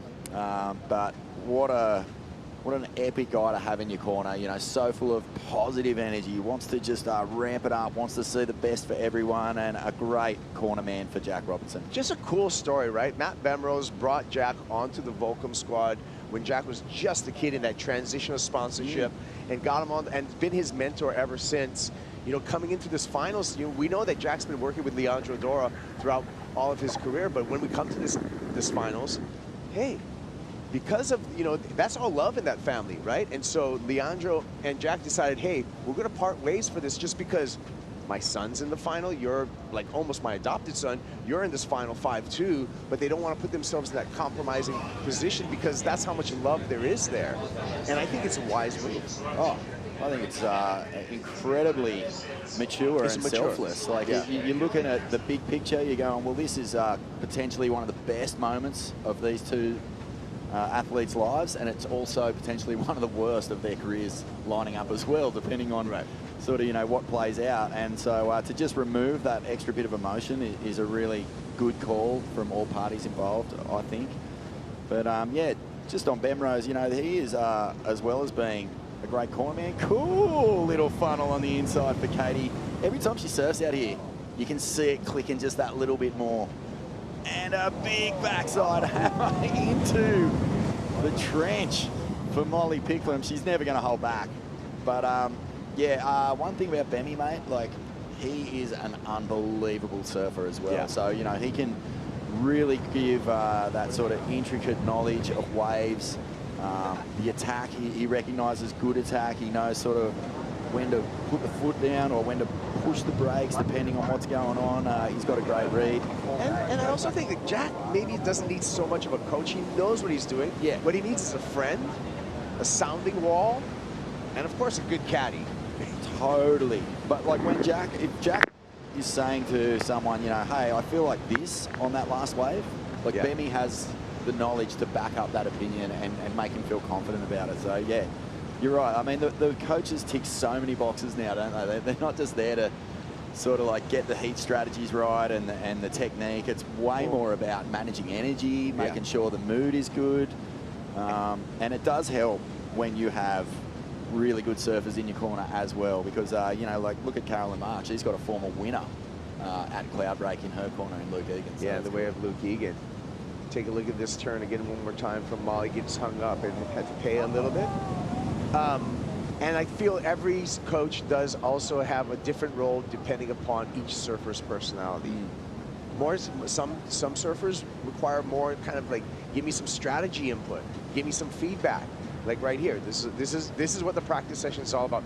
Getting with your coach, discussing what's going on over there, and talking about what it feels like and what it looks like. Yeah, we'll talk about amazing surfers. Mitch Ross, he rips. He is an incredible surfer. I think he even might have a few QS victories under his belt back in the old system where everyone used to pile into one event. Yeah. He's an amazing surfer, and of course he has helped Carissa Moore to world titles and event wins, and he'd be, you know, giving Molly so much confidence heading into this WSL Finals. Yeah. Yeah, Mitchie Ross, like you said, was really instrumental in a lot of Carissa Moore's success. And, you know, and then successful surfers out here, like Caroline Marks, sometimes looks to parlay off of other success. Where you talked about, you know, Luke Egan and the stuff that Luke was able to bring as far as just a coach, a mentor, but also a former champ out here. There's Cool Hand Luke. There he is, Leadfoot Louie. Leadfoot Louie, and there's Caralupo, Marksy. Papaji. You know, so Cool Hand Luke, that is a great nickname for Luke Egan, given to him by one of the legendary contest commentators, Lord Tallyho Blairs, way back in the 80s. Lord Tallyho Blairs was the original kind of voice of the Triple Crown. Also, he was an ex-wrestler. That's right. It was a crazy one. He called the first stubbies with Michael Peterson and Mark Richards in the final. We got to bring back some of those big personalities. Iconic. Yeah, iconic voice of surfing. And there's been plenty through the years. But yeah, sometimes those nicknames stick. Cool Hand Luke is a nice one when it comes from such a legend. Yes, yeah. But I actually was just tripping Kipes on some of the footage from Louis' win here. He had a quarterfinal with Oki, pumping Cloudbreak, and he got a wave, which actually ties in with what Strider was saying before. You know, like, who's going to be taking on the whole length of the reef and who's just going to swing halfway and try and get those ones that run through shish kebabs. But he gets a wave in there, and mate, it is incredible. It is halfway out. He just swings, big drop, first section cabin, and then fully drained through the inside. Like, unbelievable wave to basically set up his roll towards the wind. After a little input in the channel, Molly's back out there, just feeling out that DHD. Yeah, and it is cool for Caroline. You know, Luke was also a Trestles winner, and Caroline went on to win at Trestles. So, like, how's that for just knowing you have the right person in your corner? Yeah. She's here with another event that Louis taken out. And I did think one of the major takeaways from this warm-up sessions, the practice sessions, has been Caroline's performance. What about this? That's the Lexus GX. Look at that luxury custom. That thing has full-time four-wheel drive, tons of torque, comes in 5 different packages. This new body style just introduced in 2024, the Lexus GX, a go-to vehicle. There's also in the Lexus line, Vaughn, the Lexus Surf LX is one of my favorites right there. Comes with a roof rack, a ladder up to the roof rack, all kinds of pull-out drawers of storage, and a built-in Dometic cooler in that Lexus Surf LX. So LX, GX, pick your flavor. They're both excellent. Thank you, Lexus, for the support. Been driving around one here. Yeah, good. So good. Right through the sand, no problem. All-wheel, all-time four-wheel drive. Mate, no one knows terrain better than you. And you always have the right wheels on that terrain, my man. Dora, how good has he been? So good. So many highlights this year. Like, just pick your event. He's been one of the standouts, and I kind of like what we were saying about Molly, you know, just like made some big choices, decided to sort of go his own way, and it's funny, you can be on this tour and years can go by and you realise that, have you had time to just sort of sit back and think about who you are as a person growing up, because you're growing up in the lineup, and the real similarities with our world number ones, Molly and Iago, is they kind of just made decisions at the start of the year to serve themselves and go after it on their own terms. And now look where they are. They're just so ready to fulfill destiny here. Yeah. I mean, when we first had our look at Iago Dora back in 2017, when he got a wild card over there in Rio at Saquarema, coming in there where he had an incredible run. I think he made the semifinals there, being 3 world champs on the way to that semifinals. But his surfing back then was based all off of his air game, right? And then as Iago's developed, and especially evident in 2025, is the incredible on-rail surfing that he's able to do. So when we talk about a complete package as far as skill set, Iago Dora has now fulfilled that complete package. I want to know from you, Kaipo, what was your favourite Dora performance this year? Was it on the back of the winds, or was there somewhere else where he just blew your mind? He blew my mind at J-Bay. Yeah, and me too. You know, there were the winds, and you could see the winds coming. And even though he was a runner-up there, and this is nothing to take away from Conor O'Leary. Conor O'Leary flared in that final and was the best man in that final. But the whole of the presentation throughout every single heat in that event, I would have to give that up to Iago Dora. Yeah, and I just felt like that had world champion written all finish. You know, he was winning in all sorts of different ways on that giant canvas, and world champs find a way. So that was a real statement, that event. And yeah, we know what he can do in the air, but wow, Katie's looking on out here. I'm just loving the speed. Yeah. The speed and the read. The speed and the read, and really just the unique lines that she's able to pull. I love just the attitude too. I mean, really a surfer, where we talk about Katie Simmers. And I love that. I think it's really good for the vibe, and everything in surfing is to have someone that's just more about the surf than anything else around there. You know, want a little insight into Katie on the island? Yeah, I'd love it. So since I've been over there, I've seen her playing guitar, snorkeling with her mum, surfing, like longboard surfing the shorey. There's a fun little shorey over there. Saw her climbing a tree. Saw her painting on a veranda. saw her singing in the Fijian choir. Like, she's just literally doing every possible thing you can do to have fun on that island. I love it. It just seems like she's completely absorbing, you know, this time away from any other distraction. I bet you it's just such a night and day contrast to the world title build-up last year. She doesn't have to, lock in until finals day, so I like that she's staying loose. Well, finals day, we'll get that finals called off, and it's going to be starting with Jack Robinson up against Italo Ferreira, and we can take a look at a preview of this, the match number 1 for the men. Your thoughts on this first match? Jack's going to have priority, by the way, to start off that first match. Yeah, I don't know if that's as big a deal as it seems when Italo's probably going to catch 30 waves in that heat. He just does not drop anchor out the back and wait for the big ones, Italo. Like, he's just too frothy. And without priority, I think he'll just get started straight away. I think he'll be looking to turn screws in the opening minutes of that heat. Yeah, we can all speculate, and what I think you're 100% right is on that is when we look at the CT by the numbers and the season comparison, 2 wins for Jack, 1 win for Italo, but all the other numbers match up pretty closely when we look at their season in 2025. Even the head-to-head matchups were their tie, 1-1. Italo has rediscovered that world title year winning form this year. Like at the start of the year, he was so white hot, nobody could touch him. And yeah, things sort of fell away through that middle of the year where we got to Australia and he had a few heats in waves that just would not stand up for him. Like, as much as the quality of the opposition was incredible, they surfed out of their skin, which you have to do to beat a guy like Italo, but he did get a lot of heats, Kaipo, where there was just not those ramps that he loves to pull out the Hail Mary.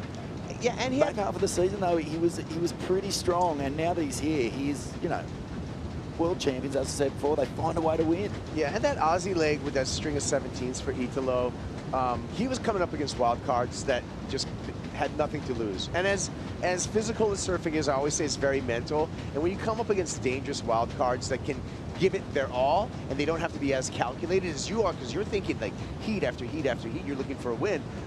So that was a little bump in the road for Italo Ferreira. But we got 6 minutes left, Vaughn, in this practice session. And gosh, an hour and a half flew by pretty quickly. It did.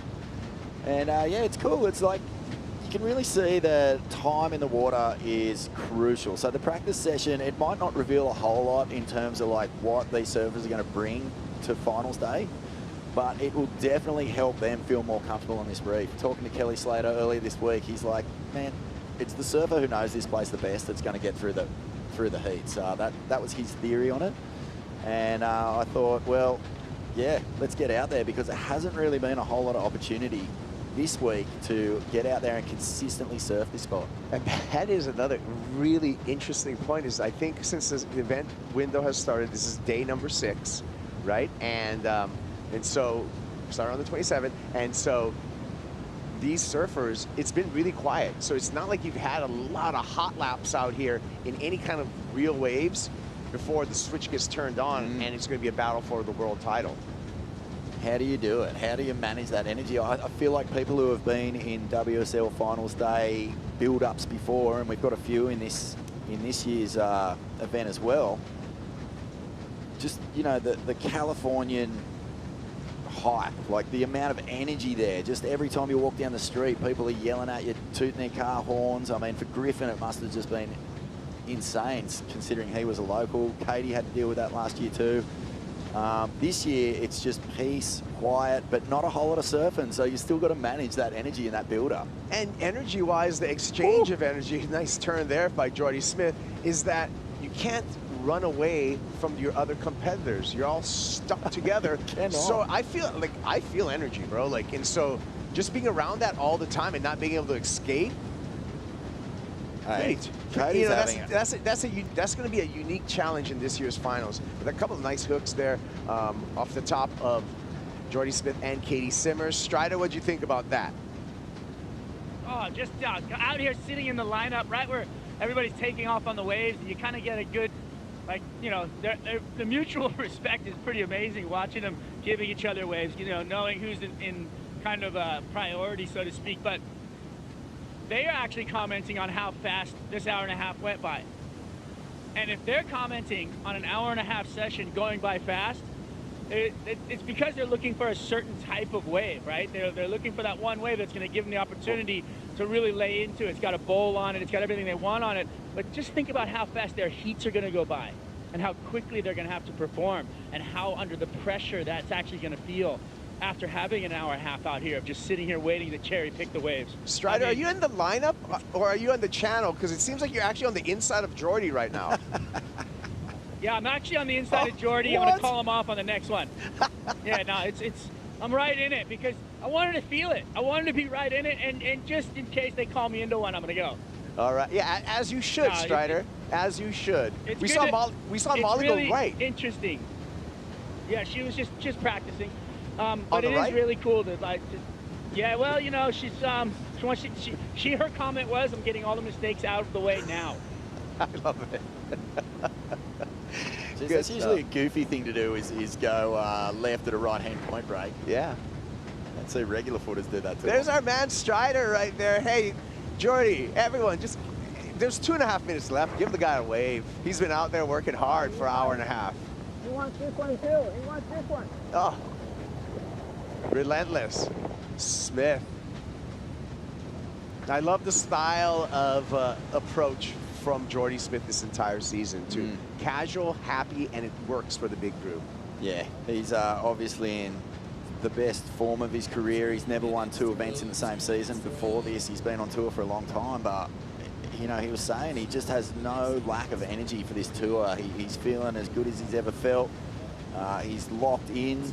There's no talk of like what's beyond pro surfing for Jordy in his mind. So, you know, he knows that this is a really good opportunity, but I still think he's got plenty more to give, which is a good place to be because, you know, it's not like, I don't know, I guess the way to put it is like he's not viewing this as his last shot. What's going on here? I think we're checking the crab pots. We got Italo beating up on a buoy right there. Pretty cool, yeah. Take a shot at it. Boom, boom. Yep. Glancing blows to the buoy in the channel by the 2019 world champ, Italo Ferreira. Showing he's got some good hands as well. He's got good feet and he's got good hands. Like that. Was there a story about 2 world champs in the past maybe sticking photos of each other's heads on a boxing bag one time? Well, we know. Vaguely remember something like that. Hey, we know what world champs were quoted that they would like to square punch their rivals straight in the face. And you guys can do your own research in surf history as to exactly what world champs that is. I'm not giving up any names. I'm going to let you guys do the homework on that one. But yeah, Flying the Champagne. Check that movie out. Exactly. Hey, Kaipo, awesome to sit here with you, man. I love talking surfing with you. You're a legend. And this has been a lot of fun. The practice sessions are really giving us like a good feels as we build. Like the swell is coming. I mean, what it does exactly, we're not 100% sure. We're getting those updates from Surfline, which are just keeping us up to date. But man, oh man, this is so exciting. I'm actually starting to feel that pure energy of what's about to unfold right in me, right in my blood, man. I love to see all of this, and I love that we can have some of these kind of longer format conversations in the lead up to the WSL Finals, and just really kind of break things down, be a little bit more casual, fun, and have a good time, you know? But also at the same time, like I said, have longer conversations because Finals Day comes up. It's going to happen quick, fast, and in a hurry on the way. Business time. It's business time. Yeah. This is the thing. Well, hey, you know what? I hear the kettle steaming. I feel the froth of frothing. I think it's time to take a Bronzoi brew break. Join me for it, Deadly. We're going to have a Bronzoi brew break. We'll be back with the next practice session here from Fiji. Suck it up.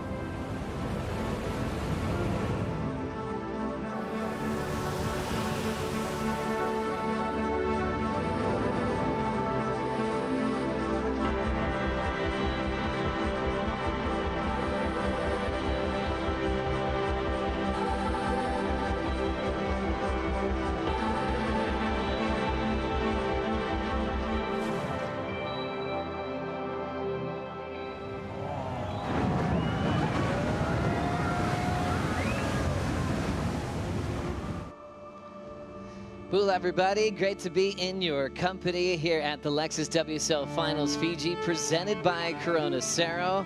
Remember, we are on yellow alert. That was the call this morning. Probable start in the next 24 hours to finish off what's been an incredible season in 2025.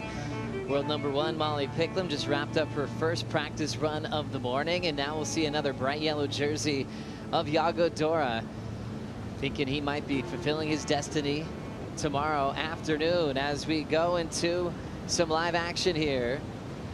Jack Robinson still making his way into the channel to take a break before his second practice session. Joe Turpel with Felicity Palmatier now as we're enjoying the warm-ups. Looks like Jordy Smith still making his way over to the channel as well, so he'll take a break. The green jersey will switch from Jack to Caroline Marks, world number 4, and Jordy's we'll go to Gabby Bryan, world number 2. Here's world number 1 from Florianopolis, up and out. Everyone just making their way in still. Yeah, it's kind of nice. You're not going to get penalized for taking off after the horn like you do in amateur comps. So yeah, they're just finding their flow, giving these guys some space. Jordy looked really powerful this morning. Just everyone lifts when the surf does. We're all connected to this energy, and when, you know, the best surfers in the world have kind of been limited for sessions this past week, they're all just reveling in these conditions today.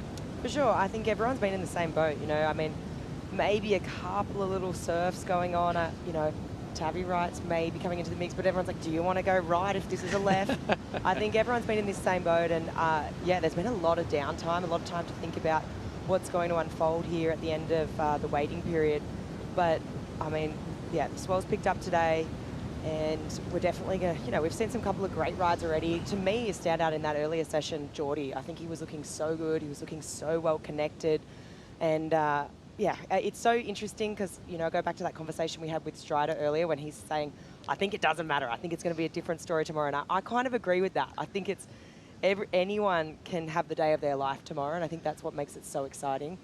To go down and see who's going to win this world title. It's really just how you prepare yourself, right? I mean, and how you're feeling inside your headspace, your confidence, making sure your boards feel really solid. I agree, like, you know, it doesn't matter if you get an 8 today or a 2, but it matters how you're preparing yourself. You know, if your session today, you get to take a couple of notes on a potential board you'd compete on, that's going to be a big win. We've had a couple of little close calls with everyone paddling back out to the lineup, just with trying to find some space. And right there, popping up, Italo having to go under his board in that shallow section there. It's been, was pretty much the highlight reel of the first practice that we got to watch. Riding some longer equipment than we're used to seeing. A lot of his boards at least 6.0. Nice long rail line boards from Timmy Patterson, and comes into this as world number 5. The guy that won Rookie of the Year back in 2015. So, man, we've seen this guy grow up in the 30 club, expecting his first child soon, and still in the hunt for his second world title. Yeah, 10 years ago. That's pretty crazy when you put it like that. I think, for me, I mean, he's deadly coming into this draw. I mean, you look at, you know, the stats. Obviously, you've got the world champs that have happened, you know, in this finals series over the last few years. But then you look at the stats of who's really performed and who's, you know, had a serious amount of experience. And it's Italo, right? He's finished runner-up in the world a couple of times now. And he's been able to do it, that, you know, I think back to last year and the role he got on. And he just is a momentum surfer. And I think he's someone, I think back to that first practice session 3 days ago, he was incredible, right? I mean, he was, you know, scoring 8s, 9s. He was looking supercharged. I mean, I don't think there's ever a time when he doesn't look supercharged, but coming into this draw and knowing, you know, that he's already had so much experience and how well he performs, you know, from, you know, one of those 4th or 5th seeds, I think that's pretty dangerous.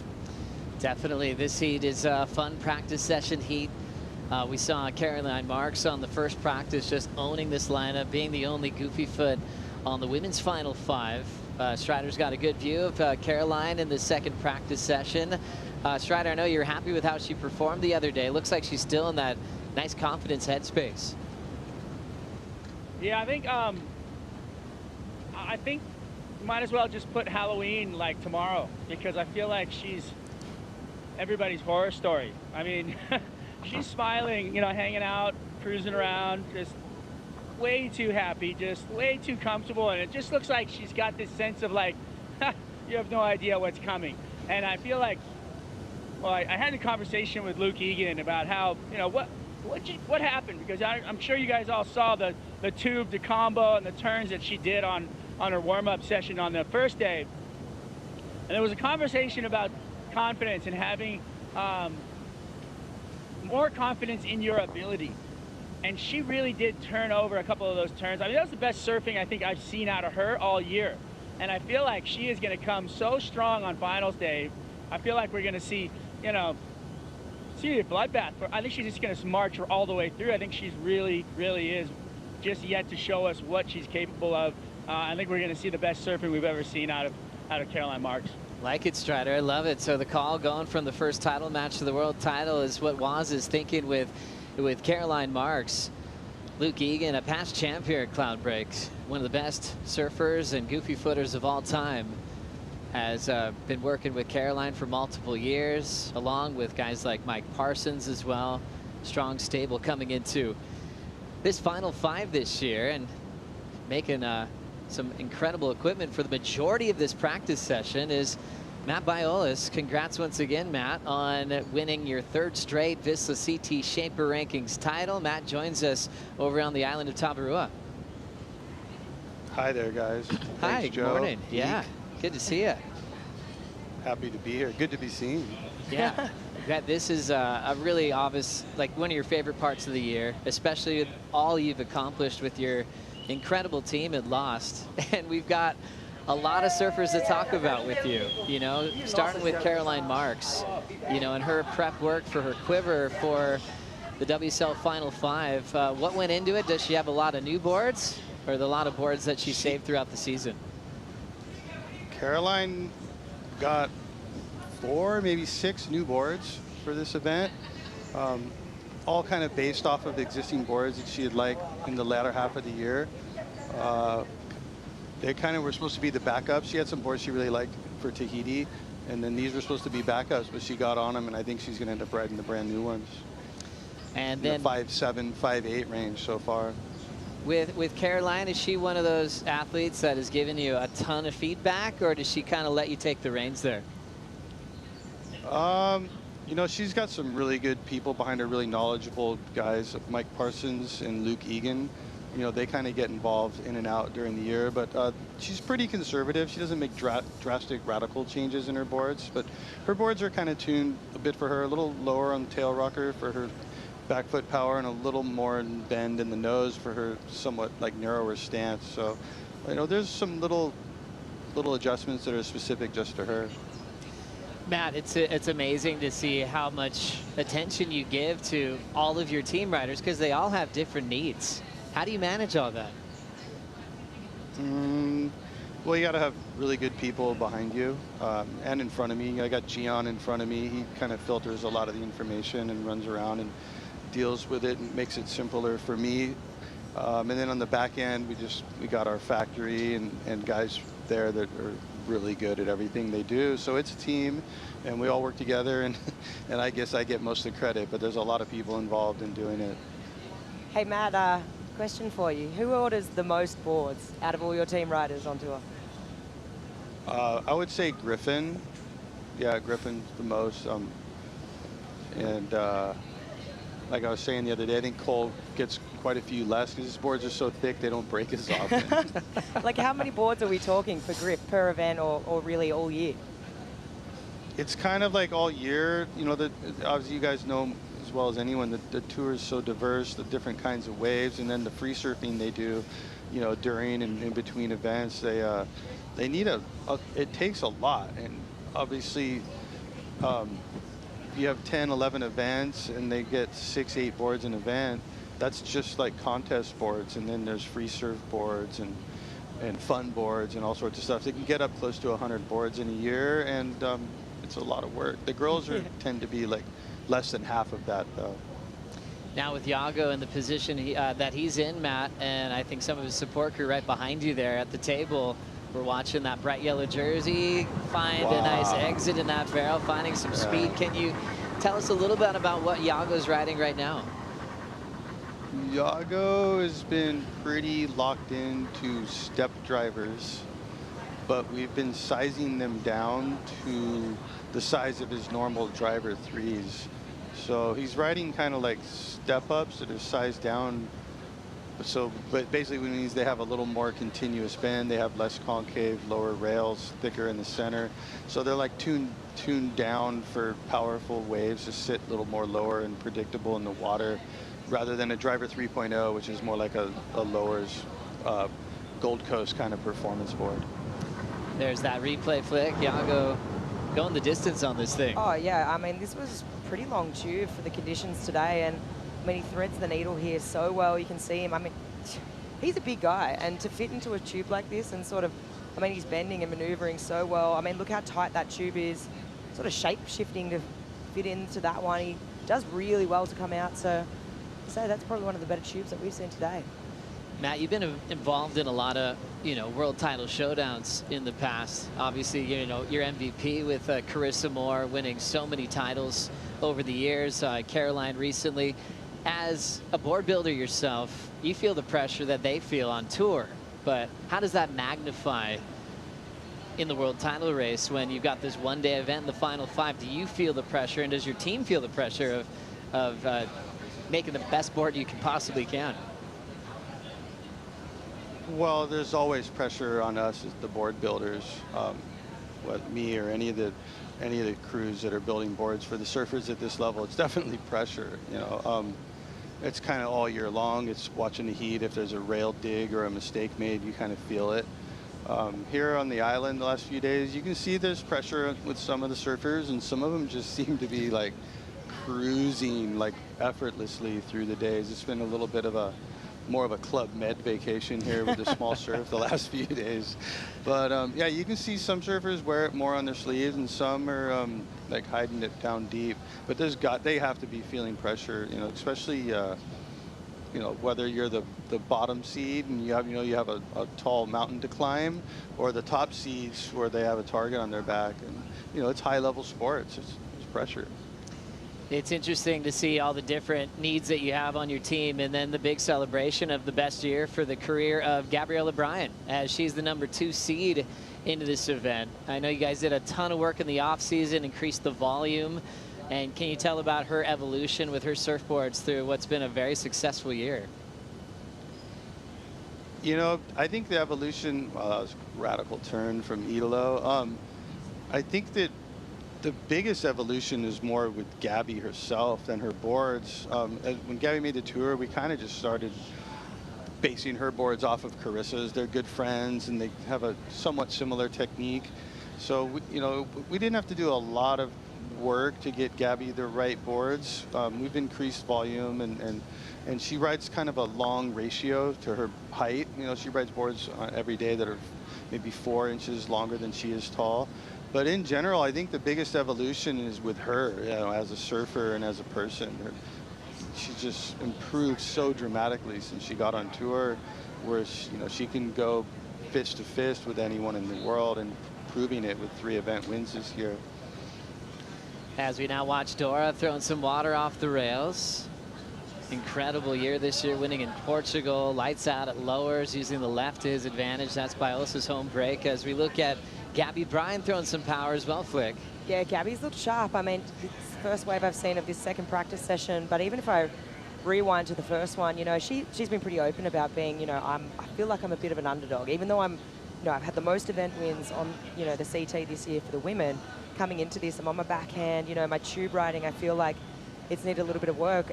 But I mean, what I've watched in these practice sessions is I don't think she's an underdog. I think, she's just as powerful on the backhand as what she is on the forehand. And what we watched at Chopes and the evolution of her barrel riding in the last event only 2 weeks ago, I feel like her confidence is through the roof. Very true. As we watch this last wave of Gabby Bryan, Matt, what are you seeing in her surfboard here? She's riding a 6.0, which is like, for most people, it would be, like a proper gunny step up. It's probably 5 inches taller than she is. There's Caroline whipping it. So, you know, Gabby's so strong, low center of gravity, so much power, she creates so much torque. She can ride a longer board and make it fit and do turns that most surfers couldn't do on a board that's that much taller than they are. But it also makes her turns kind of look bigger. You know, it covers more ground and the nose swinging out in front of her feet. It's definitely a strategic thing that she does. Wow. Big blast there from Italo Ferreira, and just getting clipped late to that end section, as the 2019 world champ is always looking for 10s, whether it's a warm-up or the heat is on. Matt, talk to us a bit about Timmy Patterson, meeting him and hanging out with him for all these years. Timmy Patterson is like a king guru in our town, and you know, where we're all from. He's always been the most talented guy from start to finish. The guy was making blanks, designing blanks for Clark Foam like when he was 20 years old. And like, as far as if you want to, like, that was a beautiful term. If you want to like design a blank, hand shape it, airbrush it, laminate it, glass it, sand it, and write it the next day, I don't think anyone in the world can do that better than Timmy Patterson. And he's so open with all his techniques and all his little tool making and the way he goes about building surfboards. And you know, when I got started in the mid to late 80s all the way through the 90s, he's just, to watch him openly share all the things he's learned, because his father, you know, and his uncle grew up building boards since the 50s with Hobie and Phil Edwards and those guys. It's just, it's ingrained in his life and his blood. Love that. A really cool connection there. I guess everyone in this practice session's on a board from San Clemente, California. Majority here. Yeah. And a lot of boards from this man right here we're talking to, Matt Biolis. The tricky thing about this one, Matt, is, as you know, it's like Cloudbreak and then restaurants start popping up into the equation. So you're not just making a quiver for one wave, which is pretty standard on tour. There's big differences between restaurants and Cloudbreak and on what you might need tomorrow. Yeah, Yago said he'd pretty much ride the same boards, you know, 6.0 or 6.1 Steppy. You know, there's Gabby. And, but Griffin said at restaurants he would ride a driver 3.0, and at Cloudbreak he'd probably ride like a Whiplash or a step driver.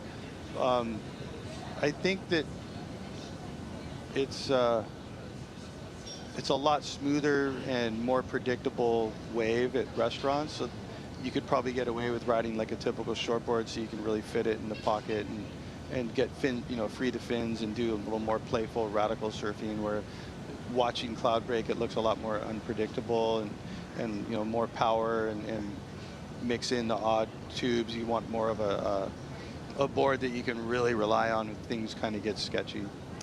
Matt, I was hearing from Eric Arakawa a while ago, and he started bringing up stories about Michael Ho being one guy that pushed him more than anyone else as far as pushing him with his board building, where Michael Ho would be like, it's almost there. It's not there yet. It wasn't really the guys that said, yeah, it's a magic board every time. It's the one who was like, I demand another change. We're getting there. And he credits that relationship as one of the best in his board building career, as we see now Italo just threading another one going lightning fast. Matt, do you have someone like that who you credit of pushing you the hardest to become the world-class shaper you are today? You know, the first one to really push me hard was Shane Beshin. I had a fun talk with him just yesterday. But, you know, I'd been building boards for Chris Ward, Corey Lopez, and some other, even Shea, for that matter, like in the mid-90s, and starting to learn how to work with, you know, really good surfers. Even before that, the Fletcher brothers. But it was actually Shane who really started pushing me and being almost like aggressive and ruthless in his critiquing of the boards. He was the one that like kind of took the gloves off and started challenging me to be better and be more engaged and involved and take that position as like, okay, I can make a career out of this. This is what I want to do. If I want to step in this arena and build boards for world-class surfers, it's really hard. But on the other end of the spectrum, talking about what Arakawa said and Michael Ho, I'm fortunate that this day and age, right now, I'm making boards for Michael Ho for like the last 15, 20 years. And to have a guy in his late 60s now, him and I share a birthday. I think he's 67 or 68.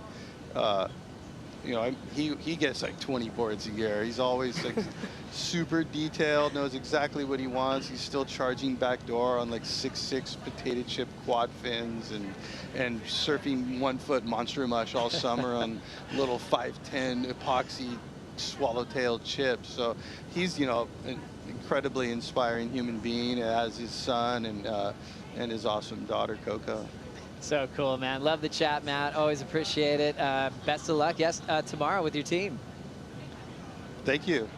Good job here, guys. Enjoying it. Awesome. Having a blast. Matt Baolis, 3-time Vissla CT Shaper Rankings champion, and maybe his most devastating win this year. No one was close in the last couple events of the season. Really hard-working man with an incredible team that's behind him. As we look at the numbers from Lost Surfboards, look at all those points. Big congrats to Darren Hanley and the crew, led by Molly Picklum into the Final 5. Sharp Eye always consistently in the mix with amazing talent like Jack Robinson, a part of the stable. Channel Island Surfboards, man, they look great. It kicked off with some big points with leaders like Baron Mamiya, and then JS Industries. I think that was just the rising message this year of, you know, a stable that's been around for over 2 decades, but just got so many hammers on the team now. Marco Mignot, part of that squad, taking Rookie of the Year this year. And Kanoa as well. So that was really cool to see. I think that was probably, you know, he'd been around for a really long time. He's had amazing surfers on the team, but sort of a bit more of a resurgence right now, which has been epic to watch. Iago Dora enjoying the practice session, hanging comfortably on the island of Tamvarua. He's got his manager around him, Loic Wirth, one of his best friends in the world, a very talented filmmaker as well. Has a similar calm disposition, just like Iago. Leandro da Silva, his coach, keeping things calm and comfortable. Leandro loves to, you know, train with Iago every day. They hit the gym on the island and just stay focused. And one thing I picked up just from chatting to Iago yesterday is he's still very calm. He's not looking like he's got anything to lose. It's just all the gain for him. And his coach right there on screen, Leandro da Silva, is just keeping him in that headspace. Yeah, I think it's cool to hear that from Iago, that he feels that, you know, the mindset is, I'm not here to lose anything. Because, you know, coming in as that #1 seed, there is that conversation, you know, is it an advantage? Is it a disadvantage? You know, you are watching your competitors come towards you, and it, you know, can feel a bit threatening. You sit around all day waiting for that moment to happen, but I think he's in the right mindset, you know, to do this. And I think when I think of him as a real, you know, he's coming in as #1 seed, he's so well-rounded. We've seen him this year. He's been so close the last couple of years, and yeah, to hear where he's at now, I think it's this year could be the year for sure. He's 2 waves away. Yeah, WSL's own Shannon Waller actually went to his beret yesterday, knocked on his door, and Iago came out, started preparing some equipment, and this is how the conversation went.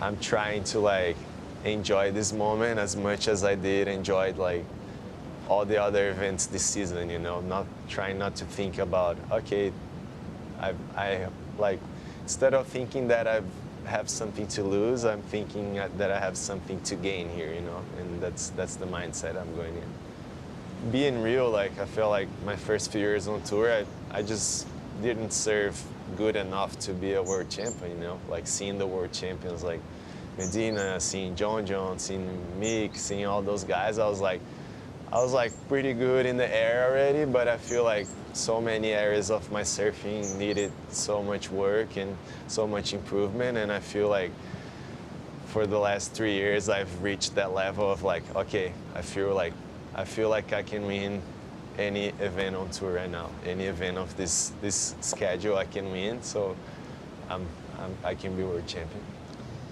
Just the calm approach from the current world #1, Iago Dora, who is famously known as a free surfer as a young kid.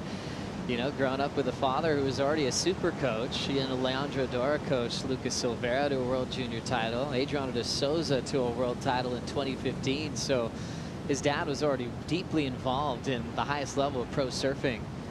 And Iago just started building what he thought would be, you know, world title form. Looked at all aspects of his surfing. I mean, I've talked to Iago before, and he'll watch tape all night, not just of himself, but some of the best surfers in the world. He studies maybe more than anyone when it comes to video review.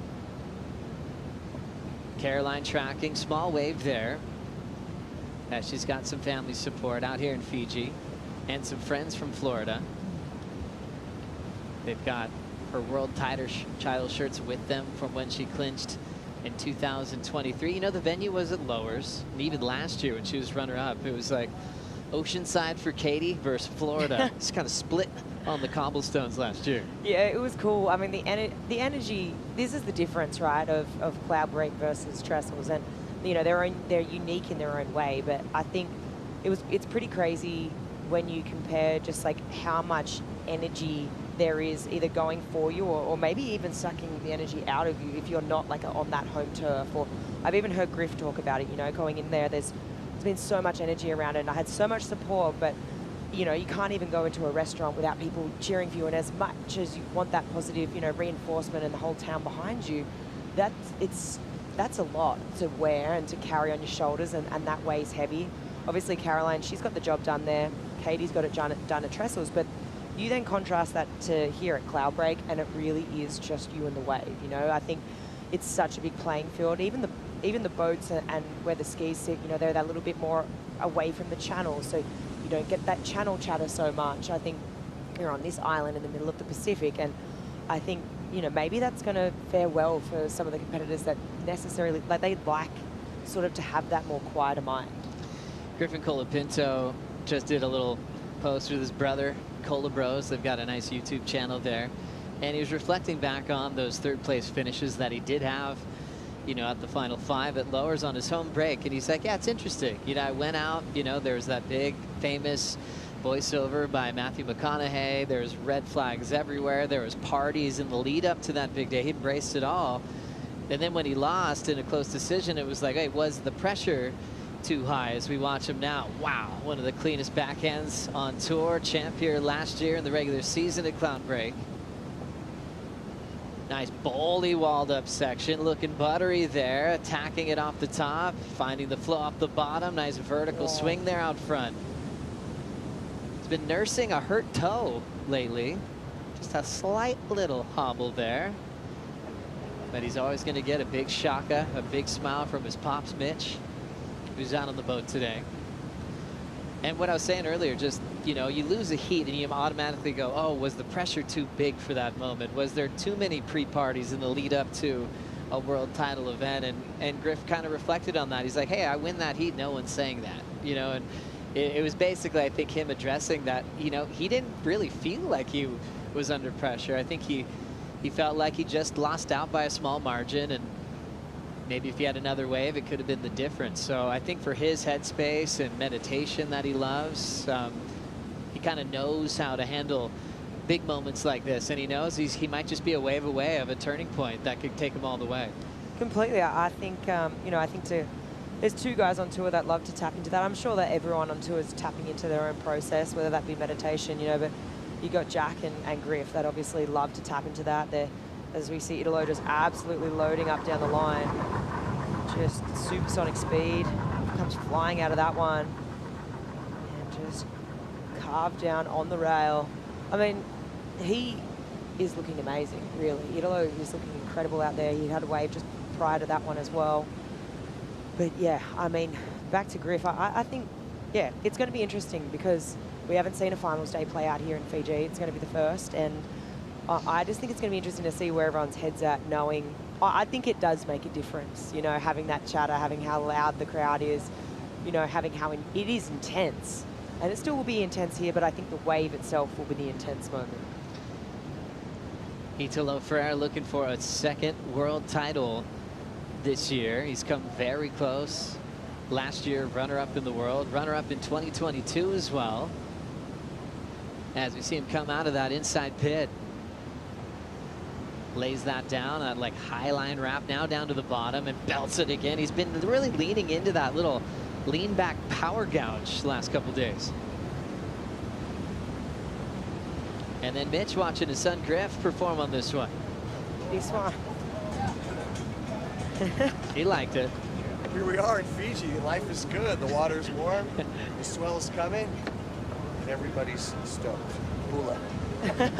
Captain Good Vibes, Mitch. You know how crowded Lowers gets? I mean, you know, that's like, it's one of the most crowded places on the planet. It's a perfect right, perfect left A-frame. And there'll be 100 people out there trying to get a wave. And then Mitch paddles out, has a smile for everybody. And he goes, you know what? You're going to go right on the next one. You'll go left. It's going to be okay. And he just brings this like ray of sunshine to what can be, you know, a pretty eggy lineup sometimes. He's a great dude. He's a third grade teacher. Also a lifeguard in the summertime. And proud of his boys. Great job to Cros this year as well. Crosby was Rookie of the Year last year. This year faced adversity, busted his elbow, didn't get the whole 7 events to make the cut, had to do it in 5. And he was able to not only get past the cut, but showed us that he's got some serious depth on tour. Yeah, I think depth's the right word. I think just the variety in his surfing, how strong he is. You know, his rail game is incredible. I think what he was able to achieve at the beginning with only 5 events, I think that speaks volumes to it, the mindset, you know, the support he's got on tour and how he was able to pick himself up back after that injury. But then into the back half of the year, just, you know, he's not afraid. I think it's 2-3 weeks ago at Chopes, and, you know, we had that tow day, you know, before the event, those couple of days, it was really big, and both him and Griff were absolutely sending it. I mean, they were paddling, he wasn't afraid. Yeah, the rail game's on point for Crosby, and then the air as well. I think the back half of his year was really promising, and he's going to, you know, hopefully be in full health next year and he's going to be pretty deadly. Certainly will. Strider, we just came off the last event of the regular season on a crazy reef shelf over at Chopes, and now we're on another reef here at Cloudbreak. Tell us what you're seeing as far as this reef and how it affects the wave. Well, it's just, you know, it's an interesting phenomenon. I mean, you meet it quite often, especially down here. There's a piece where John Roseman's talking about this wave and how beautiful and wonderful it is, and you get the wave of your life coming out of the barrel. You're just, the world is yours, and you kick out, and traditionally each wave comes down the reef further. So as you kick out of the wave, you're met with a 10-foot bomb on your head, and there is just nowhere to go. I mean, you can't duck dive. You try to get away from the little, you know, tornadoes coming down, and they just absolutely throttle you, pick you up, and slam you on your back. I got a birthday present last April on my birthday. It got caught inside, sucked up into the whitewater, and just scrubbed across the reef. So it's really, really, really sharp. Every once in a while, you can catch the sponge coral, which isn't so sharp, but it is 9 times out of 10, you're going to leave some food on the reef for the fish. Let me tell you, it's pretty radical out here on the inside. It's called shish kebabs for a reason. Ouch. As we see Italo finishing. Waz, how much water's underneath Italo's board where he's stepping off right now? I'd say, honestly, I'm no joke when I tell you this, it's not even a foot deep. 12 inches maximum. Like, it's so shallow right here, it's ridiculous. And that's just traditional for this inside section. But it offers up some beautiful barrels and some, you know, heavy consequential sections. And with this shorter period, we talked about it a little bit before, but out the back there, you got those big open faces, kind of some crumble, let you in early, make like, oh yeah, this is gonna be real fun. And then you get to the inside and you're hanging on for your life. And you're flying through barrels and you're coming through this section, and then you're having to hang it and just come down literally 12 inches of water, sometimes less. So, you know what, it's the same thing at restaurants too. Don't even get me started about out there. You're sitting there waiting for a wave, and it's so shallow that your leash gets wrapped up around a coral head and you get sucked underwater. I mean, it's just absolutely bananas.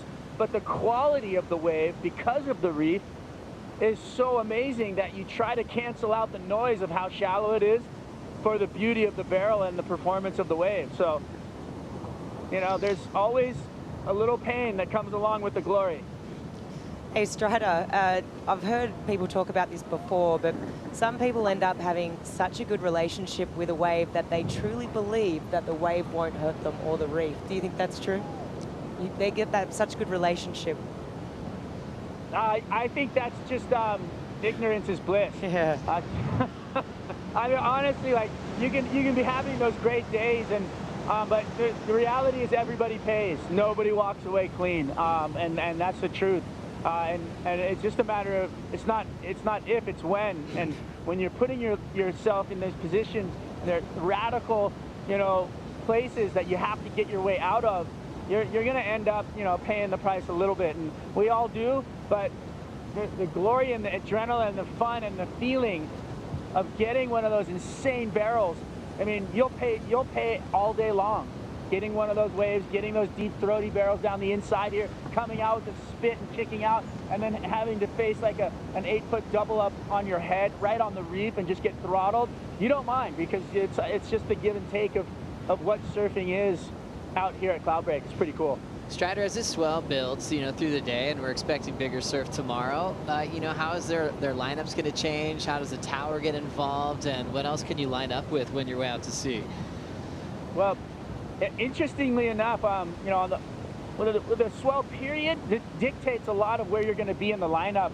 So when there's a deeper, longer interval swell, you know, they call it the ledge, and you sit out the back, and there's actually a drop off on the reef, and you can see the color of the reef, and then you can see where it drops off into the darkness. And you got to be just on that line and knowing that, you know, even though the wave looks like it's going to break on you, because it does, it looks like that, you have to paddle the other way. And then it's like a mind game out here. But I think with this swell that's coming, the shorter period, it's going to be more of like these big, kind of large, tall waves and kind of crumbling on the outside, which really let you in nice and easy. And then when you're looking in at the beach, there's a couple of mountains that there's 2 peaks in the back and one in a valley that line up perfectly for the takeoff spot. And if you can find it and you know what you're looking for, you're on it every time. But the bigger waves tomorrow are you thinking Yago will still be able to do a big giant air on the end bowl like we just saw him do right now, or is it going to be a size where that's going to be out of the equation? No, I don't. I think personally this title is going to be won on the maneuver. I think everybody's going to get that running barrel in here. I think everybody's going to do some beautiful turns out the back where they're going to be doing some huge hacks, but the consequential sections on the inside and what they're finishing with is going to make the difference of a world title. And that's what we're gonna, that's where all the money's gonna be made. That's where all the points are gonna go down. That's where the separation in surfing is gonna happen. And I think that they all know that. And they all, I mean, Jordy was talking about it in the lineup with me just a minute ago.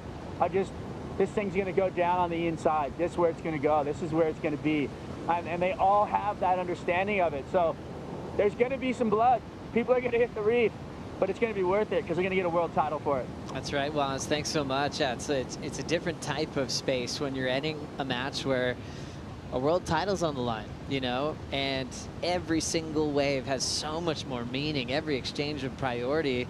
And if you lose, it goes by so fast, you know, where you're trying to gain momentum from a low seed, and you want to get that positive start to carry that all the way through a title, which kind of brings us back to what Italo's accomplished in the format. Almost taken out a title last year and got stopped by John. He finished a runner-up to Toledo in this format as well. Can he still have that rampaging momentum here at Cloudbreak Restaurants in your mind, Flick? Yeah, 100%, especially with what I've watched the last couple of practice sessions. I mean, 3 days ago, he was looking on point. I mean, you know, if he's scoring, dropping 8s, 9s, so consistent, so fast. And then to Strider's point, you know, that conversation he was having with Jordy that, you know, this thing's going to be won on the inside. Yes, it's going to be that bit bigger tomorrow, but, you know, when we have that conversation about the period and, like, you know, how it isn't necessarily going to be on that outside ledge, it is going to be turns. And if you're using this, yes, as, you know, field notes of what's going to play out tomorrow, what we've seen already in this practice session from Italo has been incredible. I mean, he just looks like an Energizer bunny. We say it all the time. He's had so much experience in this finals format, and I really believe that he is sort of that momentum surfer. If he gets that, I mean, there's been a lot of conversation between that first heat, you know, that first matchup between him and Jack, and if he gets the win over Jack after all this conversation and all, you know, the rivalry that's happened throughout the year, I think he's going to take that and just absolutely run with it. Checking out the CT by the numbers. World #1 accomplishing the most heat wins this year by 1. Dora with 25 heat wins over Italo, who had 24. Italo Ferreira down to the #5 seed. Just One past Kanoa Igarashi. Congrats, Kanoa, on an incredible season. Just fell out of the final 5 at the last event in Tahiti. Griffin Colapinto got his 22nd heat win in the semifinal at Chopes to finish off the regular season. As we go back to Gabriella Bryan, belting some big turns. She'll have so much support from the Hawaiian Islands as she grabs a rail there, especially her home island of Kauai, where they'll be having a watch party over at Kenji Burger in Kilauea. As we look at Iago now streaking a lot of nice smooth pace here. Finesse off the top. Absolute butter in that approach between maneuvers. Little 1-foot section to play with there, and he's given us a lot. Ton of variety, really smooth, a lot of flow in his act, and bringing some big punts throughout this practice session as well. Iago looks very switched on today. Oh, he looks amazing. I think the average surfer is not even getting around that first section. That was insane, the amount of ground that he covered there. Just the projection he was getting. I mean, there was some amazing moments on that wave, but for me, it was just the way he was able to project around the foam. I mean, it was looking so smooth too. Those first couple of maneuvers, there was no downtime between that first transition. For me right now, I mean, yeah, I'm loving the way Iago's looking. I'm really loving the way Italo's looking. He's looking super fast. But this is a small wave, and I mean, just his read on this, this first 2-turn combo is what really impressed me. This moment straight into this next turn, and then it just gets so shallow and so fast, and the way he's able to project, and the way that Mayhem board's moving around that section, it just, yeah, it looks really, really good. Time to make some predictions, Flick. Iago knows he's in the title match. Just who will be next to him in the water tomorrow afternoon? It could either be Jack, Italo, Griffin, or Jordy Smith. Jordy, the number 2 seed, he's the closest. Griffin Colapinto has finished twice number 3 in the world in this format. Italo's the one man who's done it before as a world champion, and then there's Jack with all of his ability in waves like this. I honestly believe it depends on what happens with Cloudbreak in the morning. Are we staying there? I mean, we heard it yesterday, Renato talking about the option of being able to pivot if the wind got into it and going able to move that contest to the finals to restaurants, right? I mean, you just look at the caliber of surfers there. Everyone's worthy of a world title, but I mean, I think it's going to be telling as to who wins the first match. In my brain, I think, you know, it's going to mean a lot, but just the location, though, of where this goes down and where in this title match if we were to move it to restaurants, when does that happen? Because that also affects, you know, who you're going to pick as well. And I just don't want to, I'm not going to make any picks until I see what's going to unfold on what location we're using, because that, for me, changes everything. It's wild looking at this list. I mean, for me, it's so hard to just unpack it all, but focusing on what Iago's done against the other competitors in the finals with Jordy Smith, he's undefeated, 3-0 against the number 2 seed. Against Griffin, he's 6-2, a very positive winning ratio against the man from San Clemente. And he has a losing record, barely, against Jack and Italo, but he's had his, you know, a few wins against them in the past. So it's a pretty wild one here. You know, the only one that is a little lopsided is the Jordy one, since he's undefeated. And then quite a few more wins over Griff. But Griff's won this event last year, and I was talking with Vaughn and Ciaramella yesterday and Ronnie with the staff crew, and it was just like, well, how did Griffin all of a sudden become this underdog, you know, in this picture? That is a really good question. How did that happen? I don't think he is. Really, if you go off like the performance of the last event here, I mean, last event of the regular season, he won it. He's got good feelings out here. If you just go off the practice sessions and what you've seen of Griff, how silky smooth he looks, that his backhand tube riding, we know he's not afraid to really, you know, in those consequential moments, those heavy situations, he's not going to hesitate. But I think it's just, you know, we have been hammering home the story of, you know, Iago, because it's been incredible to see him finally get into that position of fight for a world title. We've been hammering home Jordy because this is his, you know, best start in 10 years. I mean, the Jack obviously so comfortable out here in big waves. Italo looking electric. He's got so much success out here. But yeah, I mean, it's interesting that we're being like, hang on a second, maybe this is where it works into his favor. It's like, yeah, you guys just focus on the other 3 and other 4, and I'll just do the quiet work behind the scenes. But I think you look at his practice sessions, and I mean, here he is right now. He looks so good and so connected to this wave. I mean, okay, he falls right there. Jinxed him. But I think, you know, he just really, he looks connected. And now Iago Dora had a quick chat with his coach, Leandro da Silva, and then floated back out into the lineup. So what a great opportunity to just surf in real time, get a reaction. Sometimes you just want to ask your coach, how does this board look? How are these turns looking? Because it's all about entertaining the panel that'll be on the tower tomorrow. Dora's first time fighting for a world title. It's come incredibly close, moving inside the top 10 the 3 previous seasons on tour.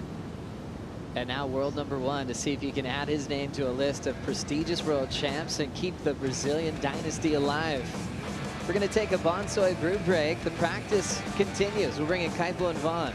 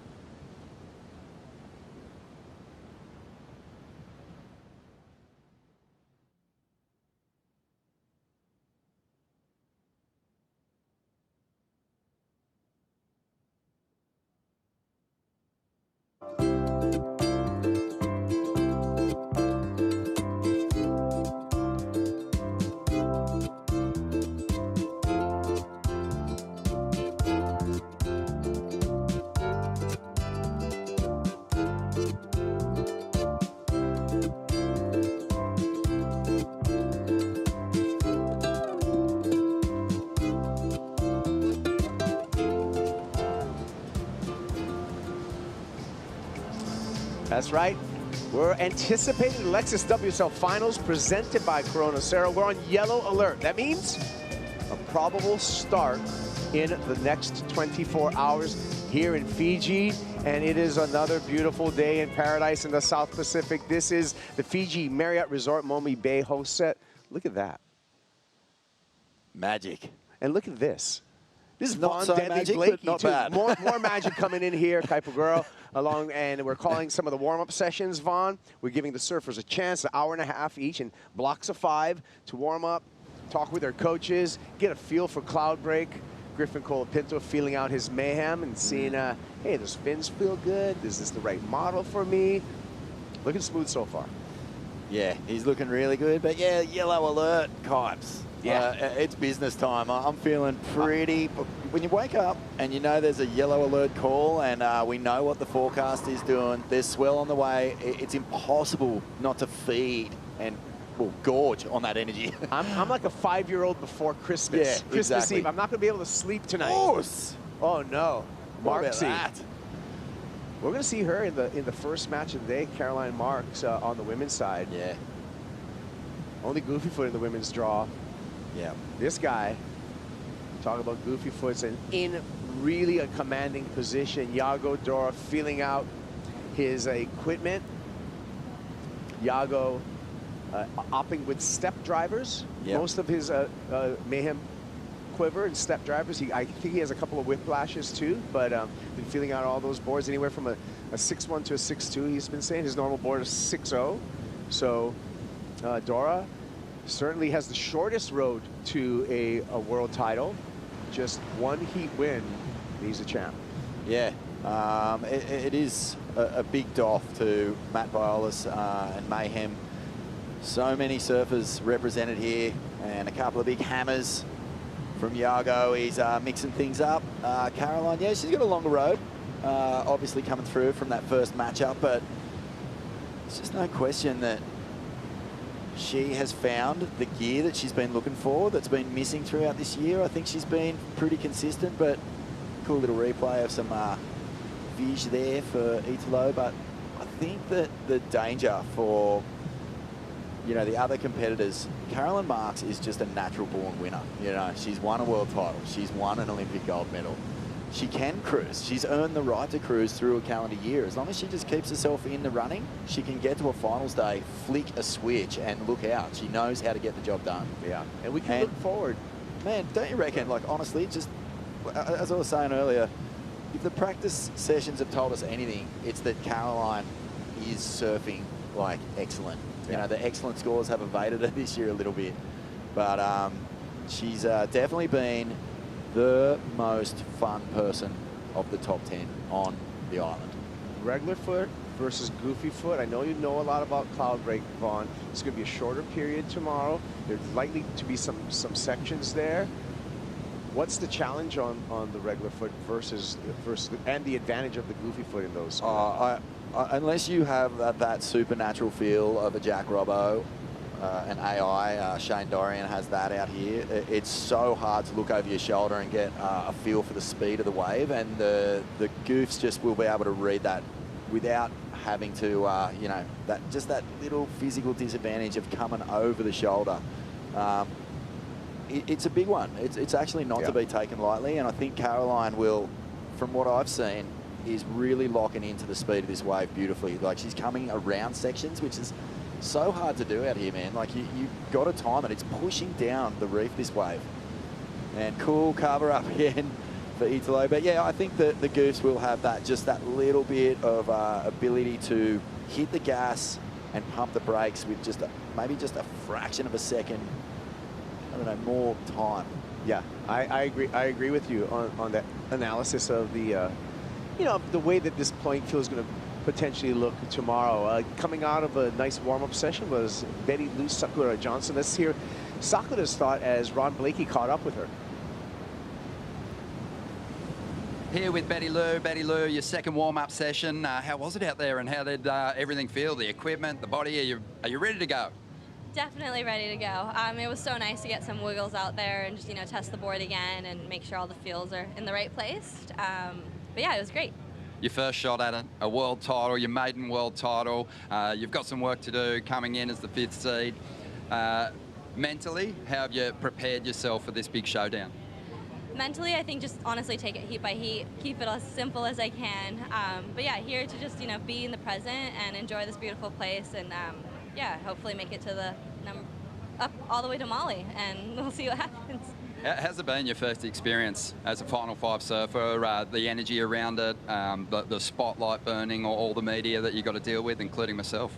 I think I'm dealing with it pretty well, but I feel like here in Fiji it's a little away from everyone else. It's just we're on our own little island and very remote, I feel like. So it doesn't feel like as intense. I would feel like it would feel like at lowers. I'd feel like I'd be way more nervous at lowers than I am here. So yeah, I feel good. Traveling with your mum, enjoying your time here in Fiji. Best of luck if we get underway tomorrow, and yeah, give them a good shake-up. Thank you so much. Super excited to hopefully get started tomorrow, and yeah, can't wait to let it unroll. And a quick shout out to all your fans back home watching in Hawaii. Yes, thank you everyone at home for cheering me on all year. It's been a long year, so super grateful for all your guys' support, and yeah, hopefully we can take it home. You. All right, yeah, Sakura, we're going to see her bright and early in the morning, the first match with Caroline Marks, Vaughn. I just want to know from you, Kipes, you've seen Sakura since she was just tiny surfing over there on the North Shore. Like, how much of the winds changed her as a person, do you think, and as a surfer? It's a turning point year right now, because we can take a look at the CT by the numbers for Sakura Johnson. 2 event wins, a breakthrough season for Sakura, and look at the excellent wave scores. 14 excellent waves in 2025, Vaughn. Excellent heat scores, 3 of those, and with a max high wave score, 9 points over Caroline Marks in all categories. Sakura has bested Caroline Marks in this 2025 season, but guess what? We take these analytics. Those are some great numbers. You know what we can do with those? We can crumple them up. We can throw them out the window, because tomorrow's going to be a whole different day. It will. It will. I definitely wouldn't be leaning on those statistics to get a result here. You know, as we were just talking about, Caroline Marks, she knows what it's like to surf under immense pressure. She's won and she's lost in this format. But just getting back to Betty Lou, I know it's been a breakthrough season, but you see it. You see a shift in the human being, in the personality, like when someone breaks through, and especially 2 wins in a season. Like, she's a different athlete now. She sure is. That's how she evolves. As we had a quick shot there of the Momi, the Fiji Marriott Resort, Momi Bay, where we have the host set. That's our scaffolding right there, right out on the reef. That keeps, we got great camera angles out there, and that's also where our judges are sitting. Italo Ferreira up into, and Iago Doro, he's going to squeeze through the tube. We expect Iago to come out of that thing every single time. Swoop. Whipping around on that step driver. And, but back to that Sakura conversation, I saw her come up at a very, very young age. And in Hawaii's terms, she actually didn't start surfing contests until she was about, I want to say about 10, 11 years old, which is kind of late, you know, in a way from such a frothing kind of surf region. My first eyes on her was on Relsun's Menehune contest, actually. So another icon in women's surfing, and then a future icon with Sakura. And a bunch of closeouts here. So, and then honestly, in that event, Vaughn, when people first saw Betty Lou Sakura Johnson, everyone's mind was blown. Really, just right, straight away. Straight from a first sight, first heat. This is the power right here that we've seen over and over again. Gabby Bryant's got those backhand hooks on lock. So when I first arrived here in Fiji, I paddled out Cloudbreak. There was still a fair bit of swell in the water, and I was sitting just on the inside of the ledge, and there was a couple out there, and I saw Gabby take off on one, and I was going over the shoulder as she was bottom turning, and the look on her face was just attack mode. And I was talking to Erin Brooks about it, who is obviously not here, but won this event last time it ran last year, I believe, as a wild card. And I was just saying, you know, like, you've been surfing with the Final 5 competitors. Who are you liking the looks of out there? And she was like, I'm loving Gabby. She just has the right attitude for this wave, which, you know, I know Erin is a rookie, but you would take that as a compliment, because she is the gold standard at this wave in women's surfing at the moment. Yeah, you think so? I think so. Yeah, I agree. I like the power, and as we see Griffin Colapinto just looking loose. I mean, Kelly Slater was saying it's lucky for everyone that Erin isn't here, and I kind of agree with that, because she's so good. But, you know, Erin, she's going to have to learn her lessons. Your rookie season never really pans out the way you want it to, unless you're Steph Gilmore. Story time with Vaughn Blakey right here at the beautiful Fiji Marriott Resort, Momi Bay. So Look at nice. the background here, Vaughn. Thank you for joining us. Special guest appearance. Due to fan input and the popularity poll, we had to pull you off the boat this morning, bring you here. You had a beautiful, beautiful buffet that we wanted to feed you here at the Fiji Marriott, and bring you here on the set. Oh, it's so what a good beautiful set. Yeah, I'm so stoked to be here, because I've been watching you guys on the host there, just having such a good time, and I know that the week's been incredible for you guys, and yeah, it's a real buzz to get here and check out the beauty of this place. It's phenomenal. We had the opening ceremony just over the back here that was far out. What a cool thing to be a part of. You know, the dancing, the drumming, the ceremony. We had the presentation of the singlets. It was just so cool. And we got a dock out here. We got 2 docks actually, so easy passage if you want to get to Cloudbreak. And speaking of Cloudbreak, Vaughn, I know that you've surfed some. What's the biggest Cloudbreak that you? Because it goes 2 to 20 foot, right? Does it truly get 20 foot out there? Okay, I've been out there when it's big. Did I surf it? No. Have I copped some proper beatings out there? Yes. I've been lucky enough to come here a few times. Fiji is just, it's a place where I think if you, every surfer has to come here and check it out. It's so powerful. It's so raw. You could get the wave of your life, but you will also really be tested, and you'll cop a few hidings. Because one thing we haven't really even talked about is, with the forecast that we've got, clean-up sets are a real thing. You know, you're going to be scooting in, trying to get clean ones that hit the back ledge and run down the reef, but every half hour or so, you could cop a proper roll-through that can really slurp away at your energy and make you work super hard. Give me an illustration or a description of what a cleanup set feels like. Well, it feels like pure terror, first of all. And then there's this kind of comical moment where, like, okay, say you're out the back and a set comes. You have this sort of decision to make about what am I going to do? Am I going to swing and go, or am I just going to play it safe? So when a cleanup set comes, you don't have that choice. You've just got to deal with this immense ocean power that's just going to basically unfold on top of you and really put your ocean skills, your faith in your lungs, your breath holds, even just, you know, your peace of mind in a pretty tense situation to the test, man. And yeah, I was here in 2012. I paddled over that wave that Healy's board got caught in, and that was probably the most terrified I've ever been in my life. Yeah. And then I came again just earlier in the year with Occy. We Yep. came here and copped another one on the head with Laura Eneva. And it was heavy because I came through that one and I turned around and Laura was gone. But, you know, Laura being Laura, she paddled back out and was like, oh my God, I just got so pumped.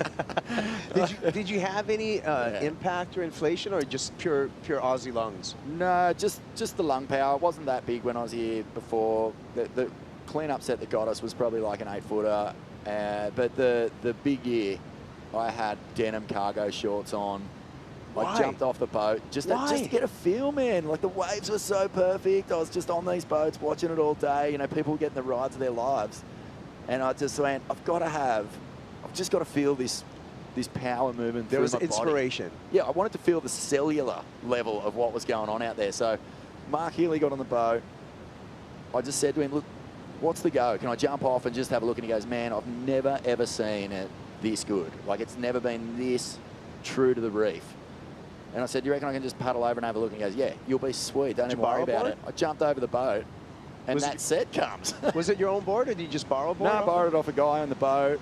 Didn't have boardies. I had denim cargo shorts on, and when that wave came, it just felt like I was paddling against, you know, the Colorado River. Like, it just was sucking so hard. I couldn't get near the bottom, but luckily I got over it. But, you know, one of the coolest memories I've got from that experience was once that set cleared and no one got caught by it. Miraculous. But all the best big wave surfers in the world were just beating their chests and hooting and screaming like it was like they just killed a mammoth or something. You know? So was that also the year that Wassel went out there and got the one and done? So he commentated all day long.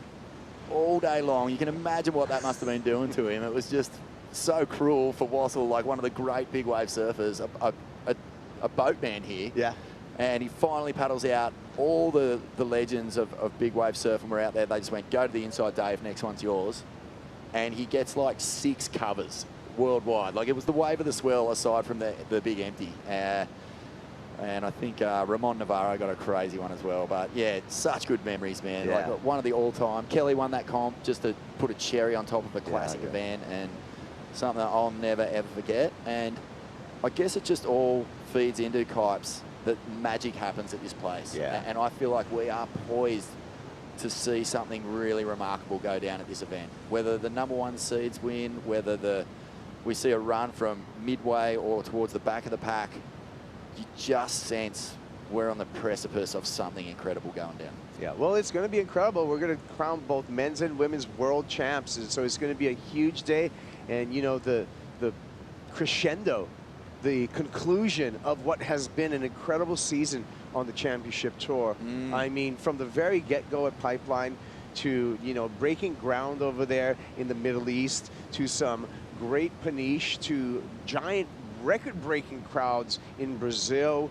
Jordy Smith, you know, with his South American J-Bay, and in a victory there, and actually 2 victories come back again in WA. This guy right here, Iago Dora, with 2 wins on the CT this year, securing that yellow jersey for the first time. Italo Ferreira with his own dominance of the early season for Ferreira, and still fighting his way into a Final 5 conversation.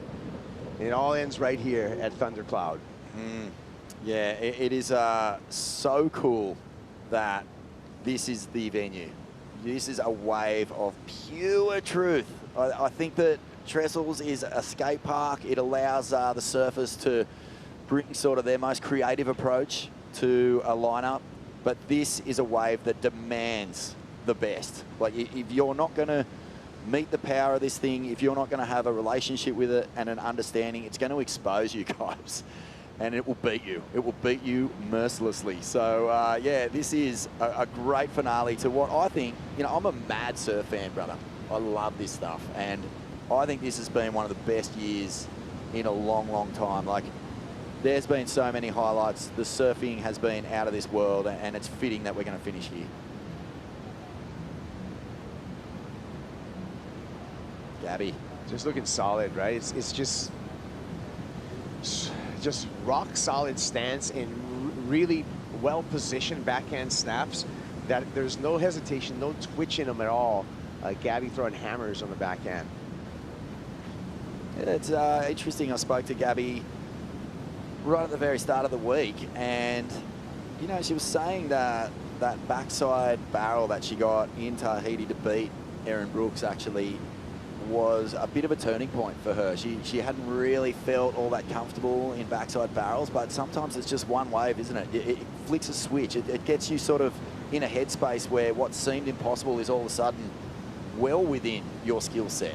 And I just know that, you know, a few of those secret slabs around her home island are probably going to come into play as she hits this off season as well. Yeah, and that particular wave was just all instinct, and really there was no advanced choreography on that wave. It wasn't something that, you know, you can see certain backhand barrel riders like a Jack Robinson who have a certain technique, who from the get-go know how to slow down and speed up, and they're in control the whole way. There were moments in that wave that Gabby was completely out of control, was somehow regained control, which made it, to me, even more impactful. Yeah, yeah, you're right. I think that the big challenge now, or not the challenge, the quest will be big left-hand reefs for every single surfer, particularly on the women's side of the equation, just because there's so many top quality left-hand reefs on tour now. Pipeline, obviously, Cloudbreak, Tahiti. So I'd be spending my entire off-season looking for slabs, looking for reefs, heading to Indo, just getting it done. Yeah. Well, this is the last season that we're going to have this Final 5 format. But when you look at the CT by the numbers in heat wins in final and the Final 5 format, on top of the list, Italo Ferreira with 6 heat wins, tied with Felipe Toledo, who we're not going to see this year in this Final 5 format. So Italo knows how to win matches. You know, we don't call them heats when you get to the WSL Final in the Final 5 situation. We call them matches. So with the top match wins, Italo Ferreira. But hasn't won a world title in this format, which is interesting. So he's coming from deep. You look at Philippe, he's, you know, his matchups tell you that he came in as a high seed one year and a lower seed the next year. So it's a pretty funny number, that one, doesn't it? Like, Italo obviously loves this format, just hasn't managed to quite tip it over into a world title yet. Yeah, 2-time runner-up in the match play. Italo Ferreira. Is it this year? Well, he's going to have the busiest day if it is. He will start off in match number 1 up against Jack Robinson and without priority. So when we look at the road to a world title, Italo Ferreira will have the longest, windiest road in 2025. When you think back to last year and coming up against John in that final heat, like, do you think Italo's going to look back on that with his coach, Reynos, and say, okay, maybe we just peaked a little early? Like, did we run out of steam for that world title match? And how do we approach that this year on a much bigger canvas and with a wave that's going to take a lot more energy out of the system? Yeah. Well, certainly they will make that adjustment, because we know everything this way, it's learning on the fly. And learning on the fly, you know, entails the input from your coach. Let's hear from Katie Simmers. She just got out of the water. She was with Ronnie Blakey. Here with Katie. Katie, first of all, congratulations. 3 years in a row now, you've cracked the Final 5, an amazing achievement. But this is a different one. Being here in Fiji, so different to being at Trestles, which is just a stone's throw from your home. Have you felt more sort of separated from the pressure that comes with going for a world title, being here in the tropics? Yeah, I think every year's been different. Like, my first year was kind of just like, I kind of didn't feel any pressure because it was my first year on tour, and I was just kind of like, wow, it's just an honor to be here, kind of. And then last year was a lot of pressure, like the most pressure I've ever felt, and I like wasn't really sleeping, and like it was really stressful. And then this year is like, I still feel pressure because I feel like I have to like back myself up, because I feel like maybe not everyone has an expectation of me, but I have an expectation of me now of like, all right, well, I know I can do it, so do it again kind of thing. But I also feel a lot less pressure because I'm not in first place, and I'm kind of just like, if the waves are good and I get to go kind of do what I love and catch waves and get barreled, then and that leads me to a win, then that's beautiful. But if not, then oh well. Could be worse. We love that. We love that about you, your approach. You seem to really sort of be determined to not lose your free surfing flow. Your dance, as you put it, with the competition jersey on. How did you feel out there just then? Is the anticipation building for tomorrow? Did the free surfing feel any different to the first warm-up session? Yeah, I think you can kind of start to slowly feel like the pressure of it all building, and because I mean, I think we're pretty much on tomorrow, so we're feeling, yeah, you can definitely feel that something's going on. Isn't it amazing though, like just the way your career has gone, you've only known chasing world titles as part of this Final Five story, and it's kind of cool this year that you find yourself with 5 other contenders. Like when we go back to an accumulative point system, you might not have 5 contenders on the final day of the season ever again. So are you kind of relishing that challenge and where you're situated in the seeding list? Tommy Witts just walked past. That's a good question, but yeah, I mean, shoot, I'm not thinking that far, trying not to think that far ahead, and just really trying to enjoy being here. And if you try to really intricately think about the future, it's easy to think about it going the wrong way, so just not think about it. So hopefully I win, and that's that, and if not, then oh well. I love that. And also talking about being in the moment, it seems like you are, maybe more than anyone, leaning into the experience of staying on Tavarua more than anyone. We've seen you singing with the choir, heading up the conga line at one point. It seems like you and your mum, Ali, are having a fantastic adventure here together. I think, yeah, I mean, I just love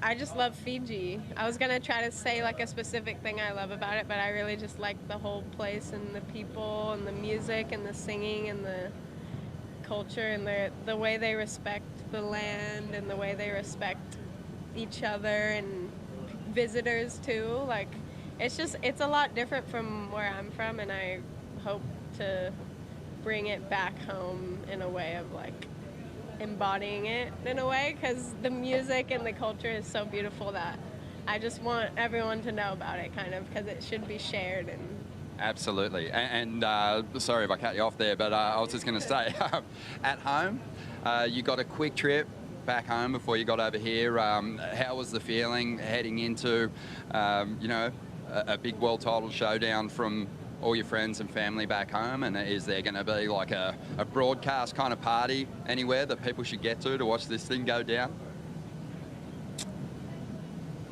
I don't know. Look, I'm sure they're going to be celebrating big time.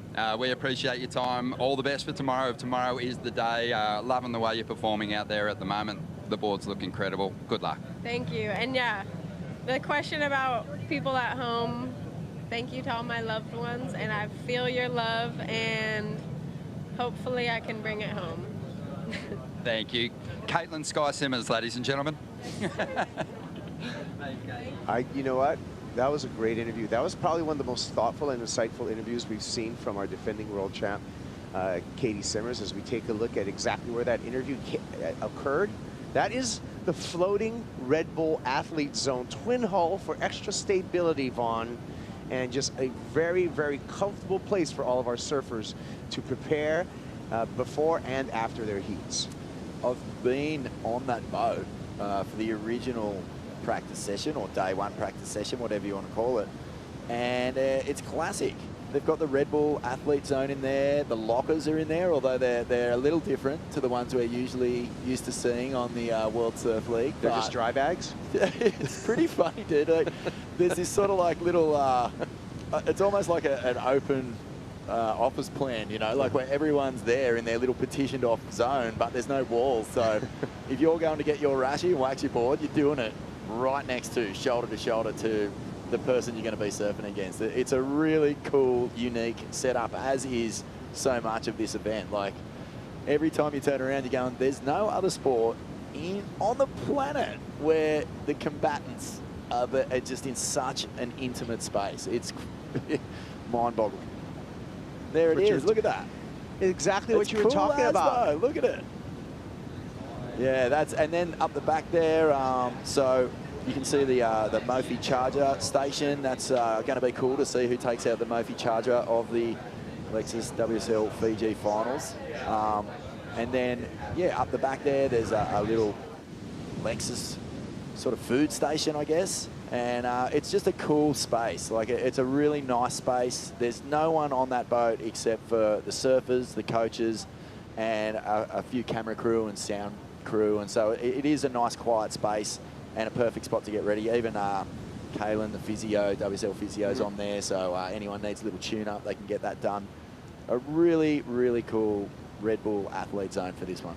Yeah, it's going to be also, you know, finals day strategies all day on the ocean. It's going to be interesting to see who stays on the boat, who may stay, who may want to, you know, choose to stay in the channel a little bit longer. I'm so curious about that. Because I feel there's going to come a few things into play. Like these are all the kind of the background conversations, the background strategies that we need to talk about coming into this finals day. This is where the coaches earn their money, because I think the surfers just want to get up, get out there, go surfing. But the strategy, the game plan has to come from a team effort.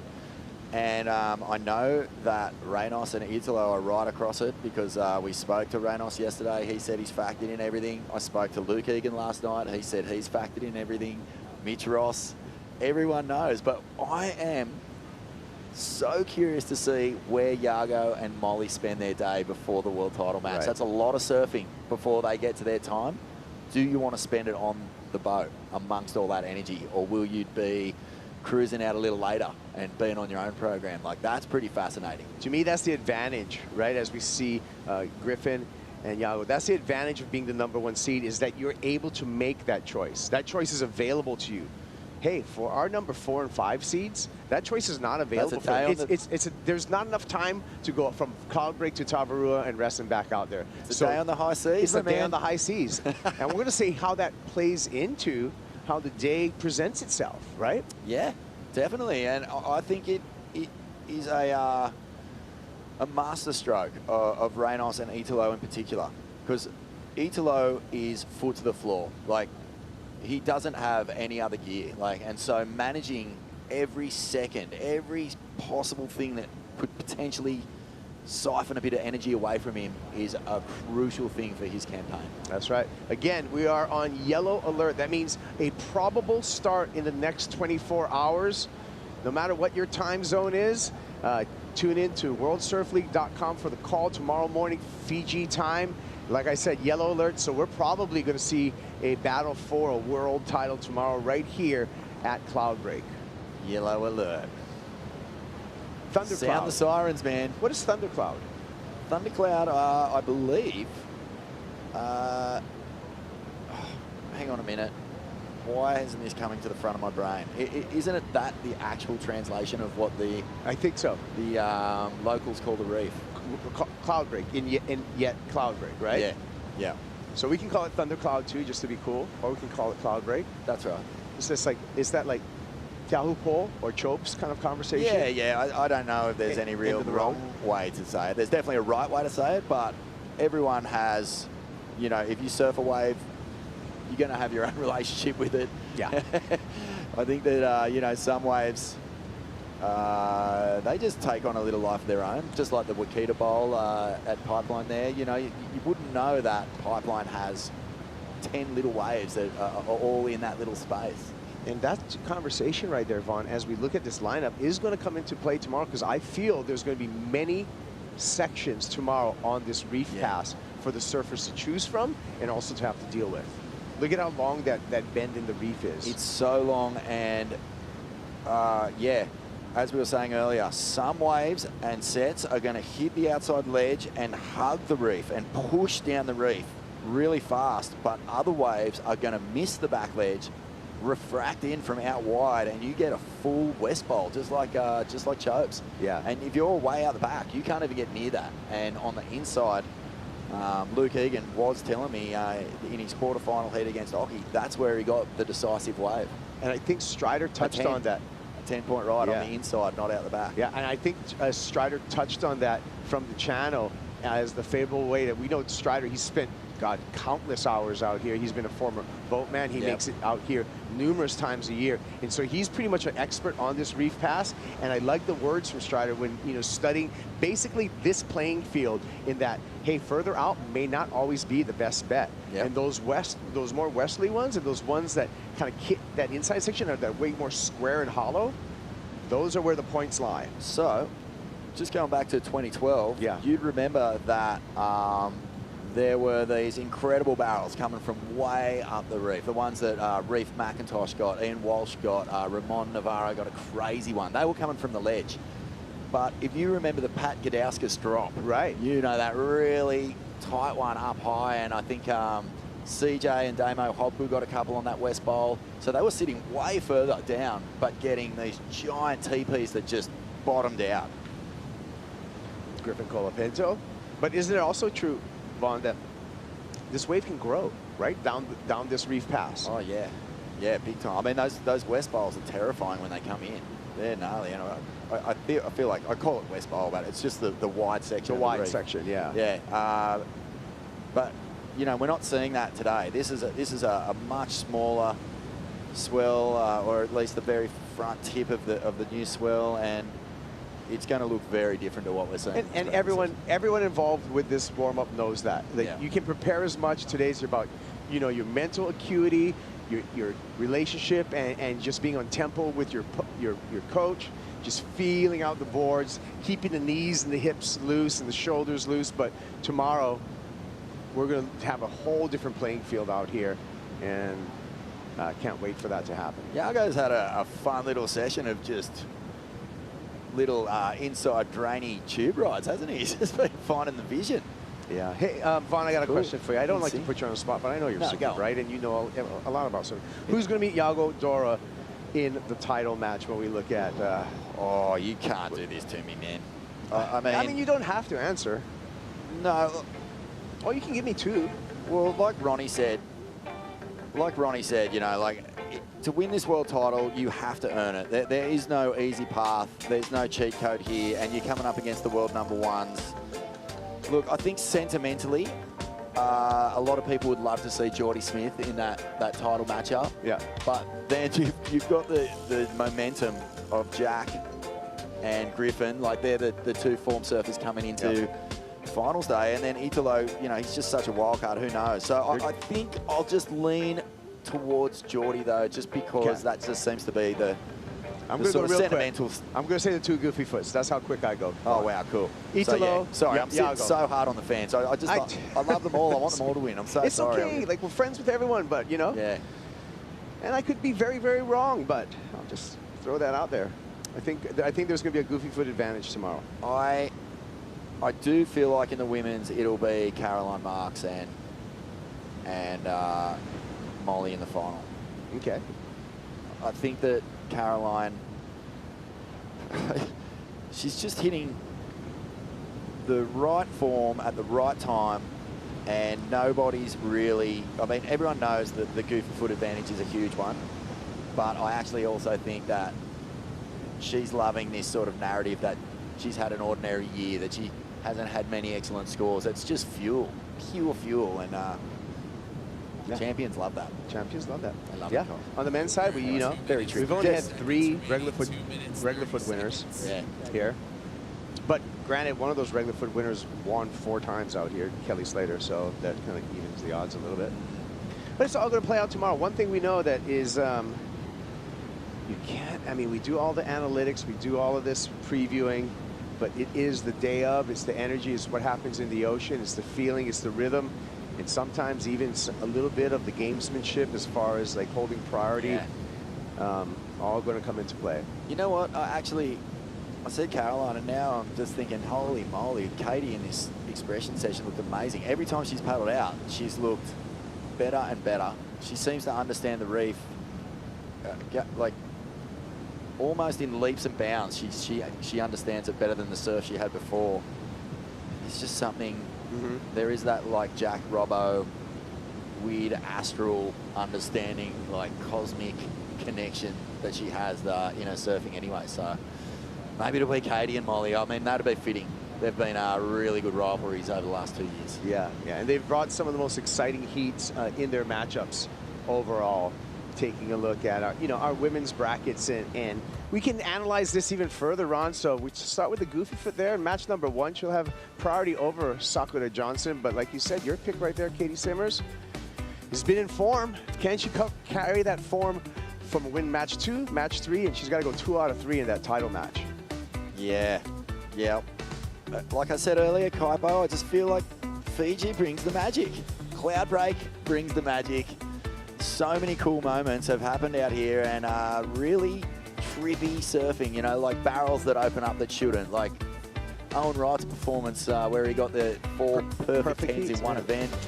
I mean, who knows what could happen, but Katie does seem very capable of tapping into that special magic and that mana as well. So is she on her way to a world title match? And that interview was beautiful with her where she says, look, cool. I'm not feeling the pressure from anyone, but I have expectations from myself because I know how to win a world title. That was a great quote. Oh, yes. That's a great turn, too, Iago Dora. You. Giving that a you. Give it a couple U's. You. Man, that was cool. I actually... Is there anything cooler than just watching someone bang around a seggy or out of a tube and just lay it over? Nothing is cooler than that. That's the combo plate right there. You get flavors from both sides on that. You get a funnel cake right through into a nice big cheesecake carve. Yeah. All right, well, that's the end of our warm-up sessions. Yes, another day in anticipation of a start tomorrow for the Lexus WSL Finals presented by Cero. Again, we are on yellow alert. All of our surfers are warmed up. We've had a chance to talk about the history of this place. We had a chance to take a look at all the surfers and their coaches and their approach throughout this morning here at Cloudbreak. Caroline Marks isn't done, though.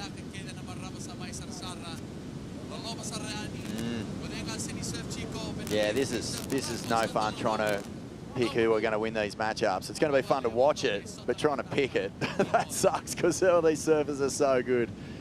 Well, the cool thing is, no matter who you pick, you have a 50% chance of being right. Thank you. That's making me feel a lot better. That's some pretty good odds.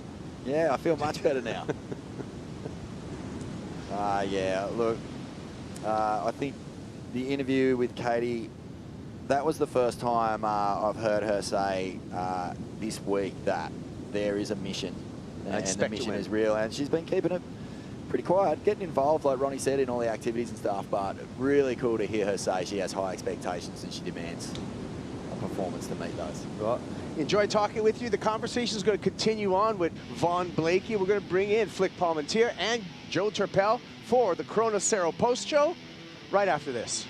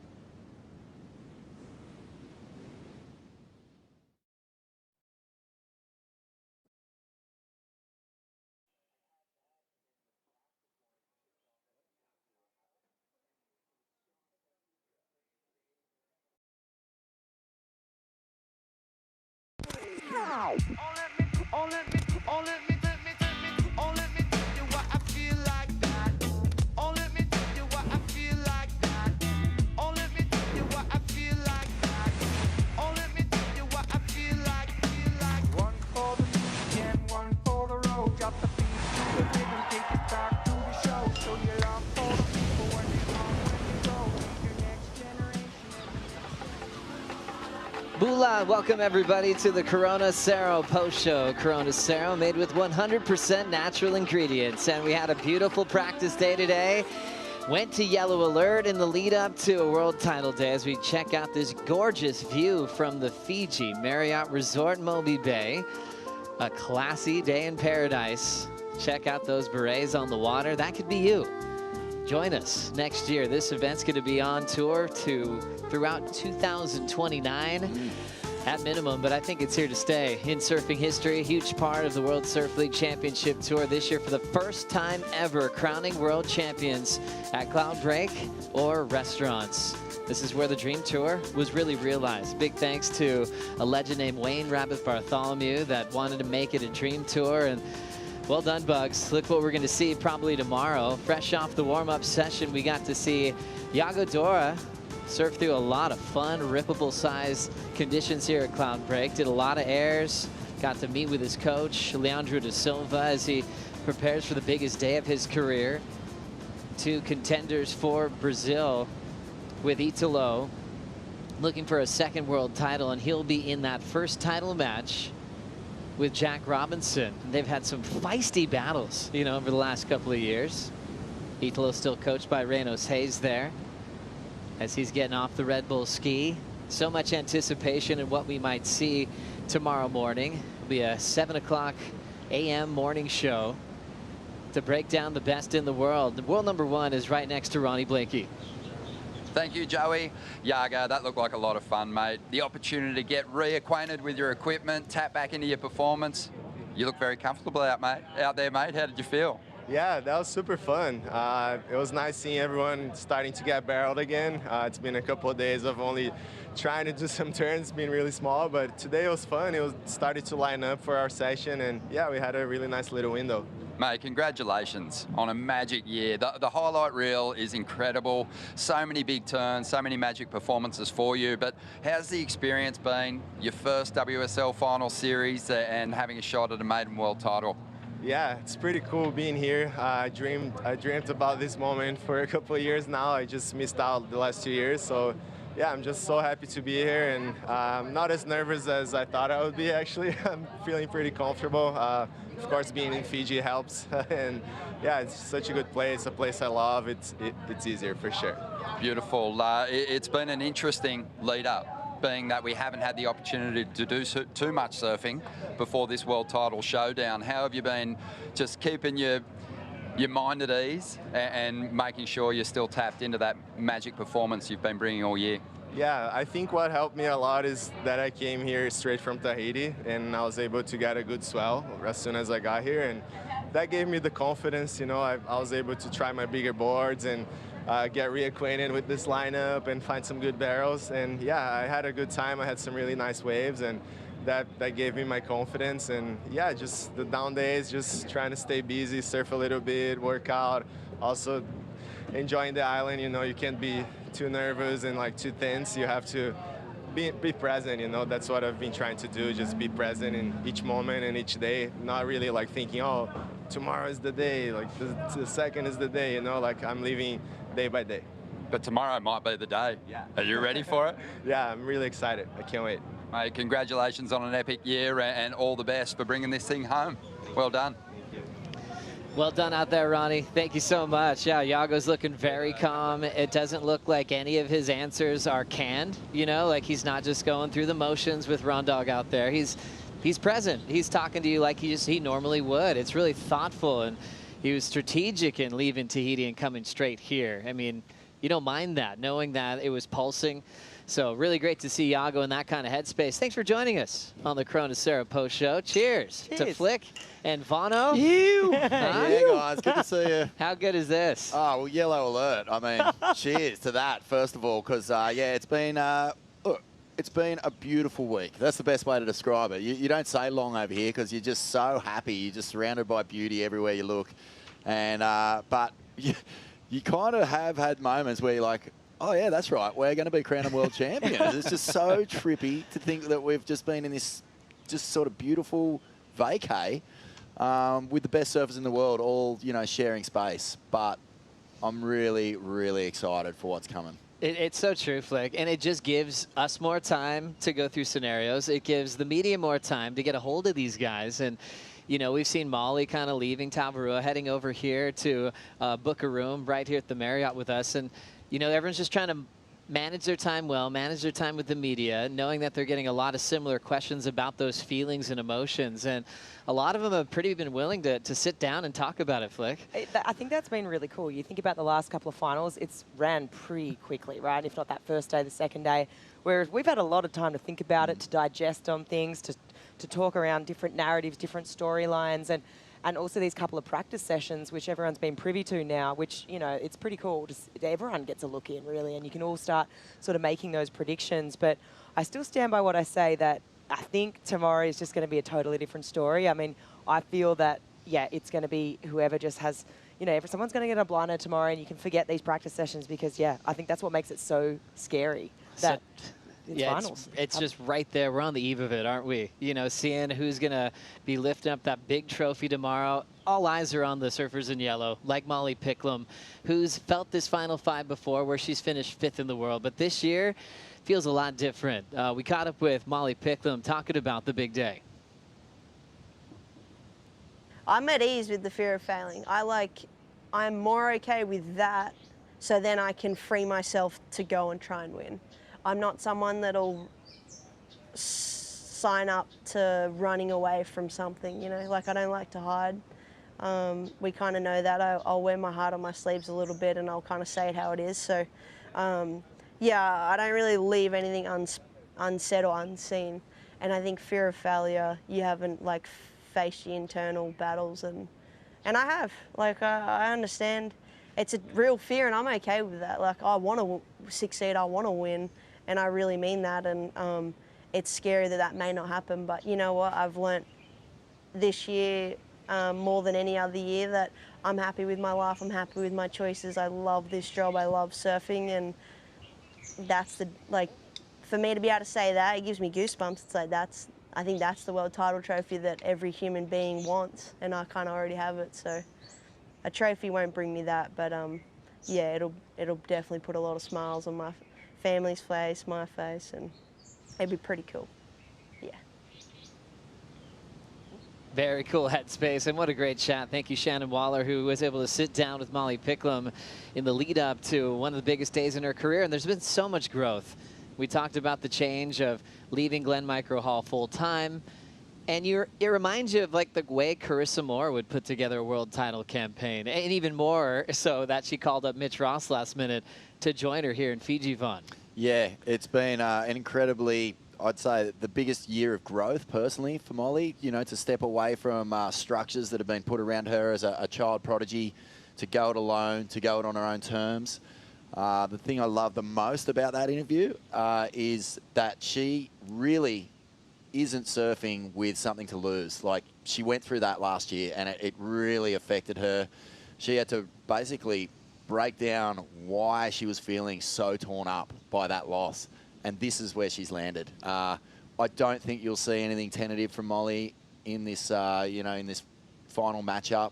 I think she'll be surfing in attack mode, and full credit to her for putting in the work to get to this place, because that is maturity. And also just being under the weather when she arrived and having all these down days. Now she's just feeling her body come back, feeling her just feeling well and 100%. That's what she was hoping for the World Title Showdown. Let's go to practice session number 1. Molly was a part of that with Jordy Smith, Katie Simmers, Jack Robinson, and Betty Lou Sakura Johnson. We woke up to some turbulence with the wind and also a little help from Austin to get Molly's jersey on.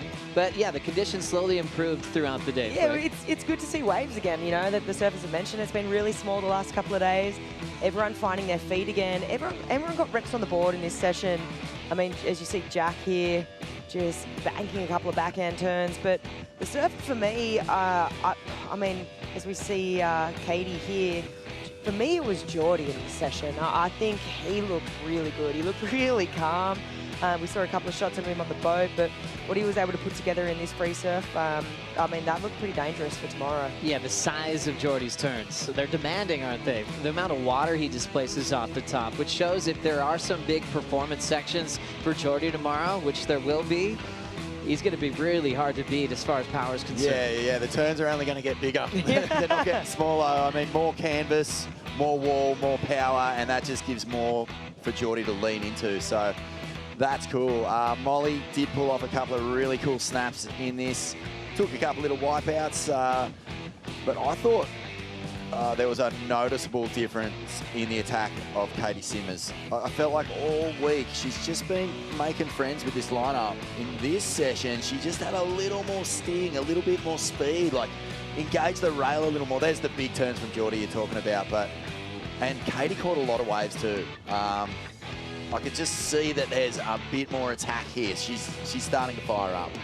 Great to see Katie just find that rhythm today. Molly also getting comfortable with the lineup. And you're thinking, what will be the biggest difference be with Molly and Katie? A lot of those predicting that it'll be them for the world title. We'll wait and see. Gabby's obviously world number 2. But if it turns into the ledge game of the barrel really coming into the equation, what will we see there as far as favorites?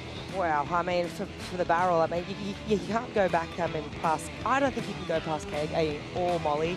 I think it's going to depend on, you know, size tomorrow and how much that swell really fills in, because, you know, if it's looking a little bit small, like, it's going to be bigger than today, but, you know, I almost go towards Caroline being the goof. She's looked super zappy. Her turns have been really tight in the pocket, and if those barrels are, you know, okay, it's going to be bigger than today, but a little bit on that smaller shot, she's going to be tucking in really easily on the forehand, get a great read, so, yeah. I don't know, it could be anyone's game. I'm interested, it depends on swell for me and where that really fills in. And it's interesting, right? How big this day is already with the pressure that comes with all of this. I mean, we're going to feel it. It'll be tangible in the air, but also for the surfers, they're in two minds. They'll be like, okay, we're practicing at Cloudbreak. Are we getting sent out at restaurants as well? I mean, they're going to be on their toes tomorrow, Vaughn. Yeah, we're keeping a close eye on that surfline forecast because it's just it's bouncing around this system, and you know, thank goodness we've got that sort of expert knowledge on it. Just in regards to, you know, that women's side of the draw, there's so much talk around sort of Caroline having that advantage. And so Katie and what she's brought to surfing, but Sakura on the island is fierce and she looks so ready. And Gabby as well has been on her own program and is bringing a lot of power to this lineup. It is just such an impressive top 5. It's going to be so fun to watch it play out. Second group in the practice session was fun. That was led by the yellow jersey of Iago Dora.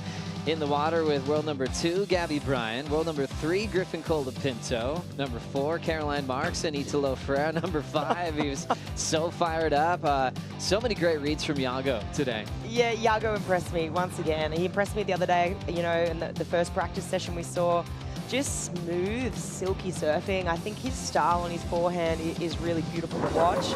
Just the way he's linking together maneuvers. And another guy on the forehand, which just looked incredible again. Italo, absolutely fired up. I mean, super jazzed, coming out of, you know, linking barrels to turns and just really leaving nothing left on the table. And Caroline as well. I mean, this to the point, just looking super zappy and connected. Speaking of just the role that Gabby Bryan's been on, you know, she's looming in the mix of number 2, Vaughn. That clearly made the statement is the most powerful surfer on tour, and that's been really heavily showcased on the rights, but in these practice sessions, she's just as powerful on her back end. Well, I was saying to Kaipo before, you know, as we see Iago there starting to throw a little bit of Italo back at him. I mean, we know Iago is incredible in the air, but it has been a bit of an Italo show out there as far as the air's been concerned.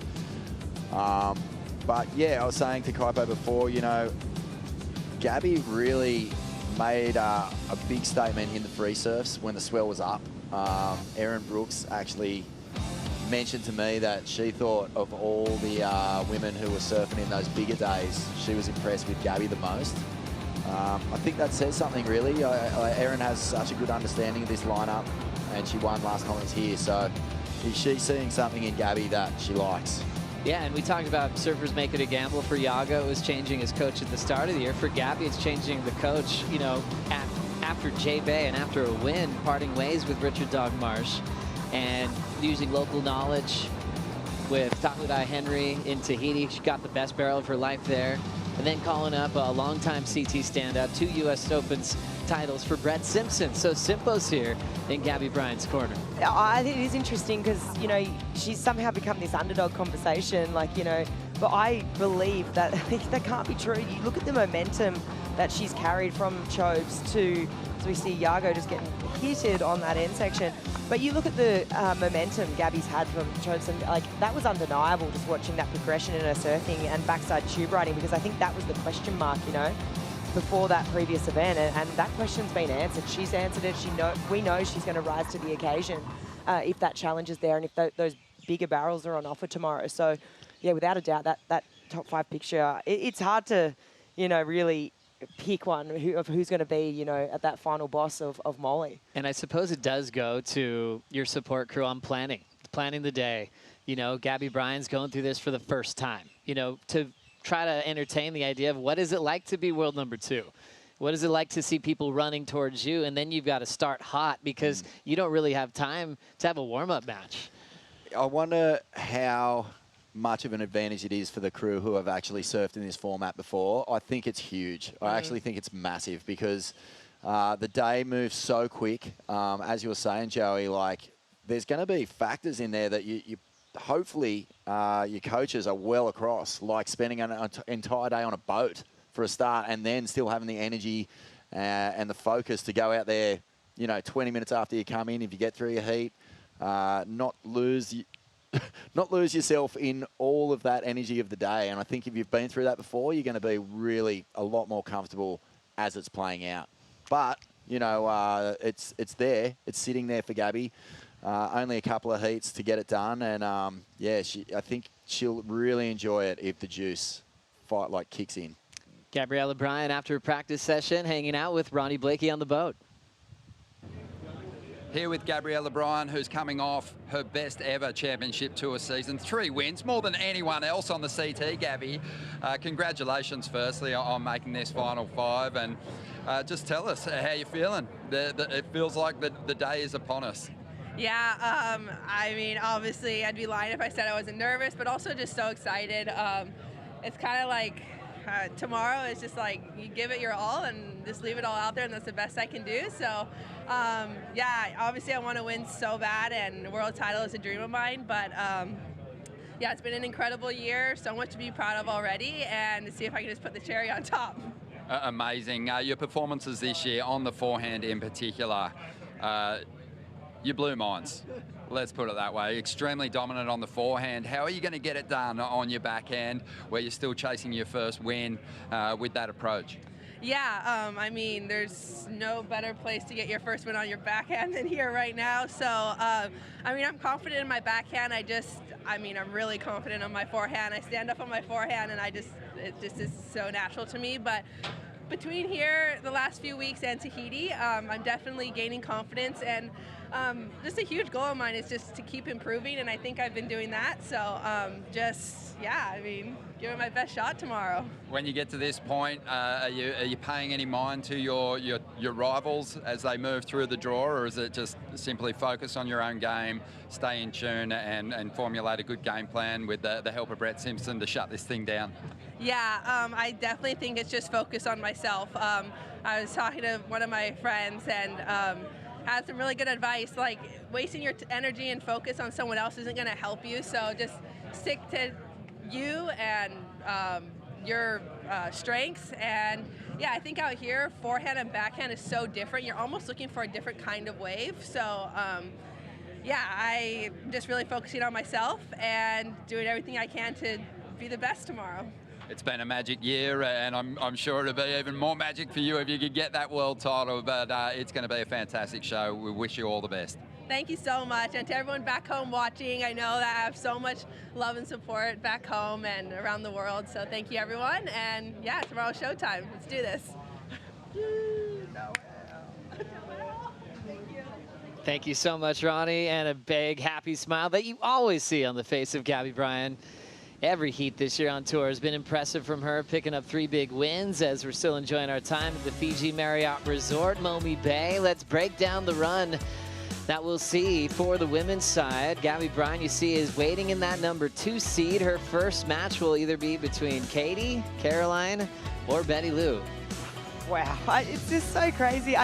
We sit here and we look at this, and we've had a long time to think about it, right? And pick it apart and see who's in form and who's not, and you know, who's quiet on the island, who's a bit more boisterous and getting amongst it. But yeah, I can't wait. We're literally less than 24 hours away now from possible go time, and yeah, I can't wait to see this unfold. Then flipping it to the men's side, that first match has been on paper for a long time. Jack Robinson starts with priority in match 1 over the 5th seed Italo Ferreira. Yeah, well, normally it's like a crack in the dam that will lead to the dam breaking. It feels like it's just going to explode straight off the bat with this matchup, and then like get ready for the floodwater to come through, because every matchup has the potential to be a classic. Like, everyone here is in form. Everyone is bringing something different in terms of firepower. Bring it on. So pumped. We finally got to this point where we're like, all right, let's see this thing play out. And now the last thing that we're still running through our minds are how the waves are going to be tomorrow morning. Big thanks to Kevin Wallace and the crew at Surfline for giving us every breakdown multiple times a day. And now the big day right around the corner now. We saw that swell just pick up throughout those morning sessions. The wind even got a little bit more groomed, and we're expecting to wake up to clean conditions tomorrow morning. Oh, I mean, tomorrow's supposed to be the biggest day of the waiting period, right? Which is super exciting. We've been tracking these storms, those big purple blobs moving up towards Fiji. But yeah, the next 3 days, I mean, it's looking great. You can see tomorrow we've got 5 to 8 foot in the afternoon. Yep, that swell's picking up. Maybe going to see 10-foot faces. Starting offshore in the morning, a little bit onshore in the Arvo. But Wednesday, I mean, Wednesday morning, beautiful, 8 to 10 foot offshore. So we've got lots to really chew the fat on. And I think, really, tomorrow though, it's looking great. It's looking the biggest of the waiting period, and let's go. We've kind of gotten to the old school part of it all. We love the Surfline forecast. Now we're going old school, just like Kevin says. Now you got all the information, wake up and check it. Let's see how we go tomorrow. Yeah, well, I mean, you don't turn your back on pumping waves, and there's going to be no shortage of swell. We'll deal with the wind as it plays out, but yeah, at least we know this thing is going down in waves of truth. Like, answer the call, become the world champ. Yeah. Epic. Bond, Flick, cheers, you guys. Cheers again. Enjoy the last afternoon before game day. Yellow alert continues tomorrow morning, 7 a.m. local time here for Dawn Patrol ahead of the Lexus WSL Finals Fiji, presented by Corona Cero. Make your picks for the World Title Day. Cancel all plans. The biggest day for pro surfing starts tomorrow.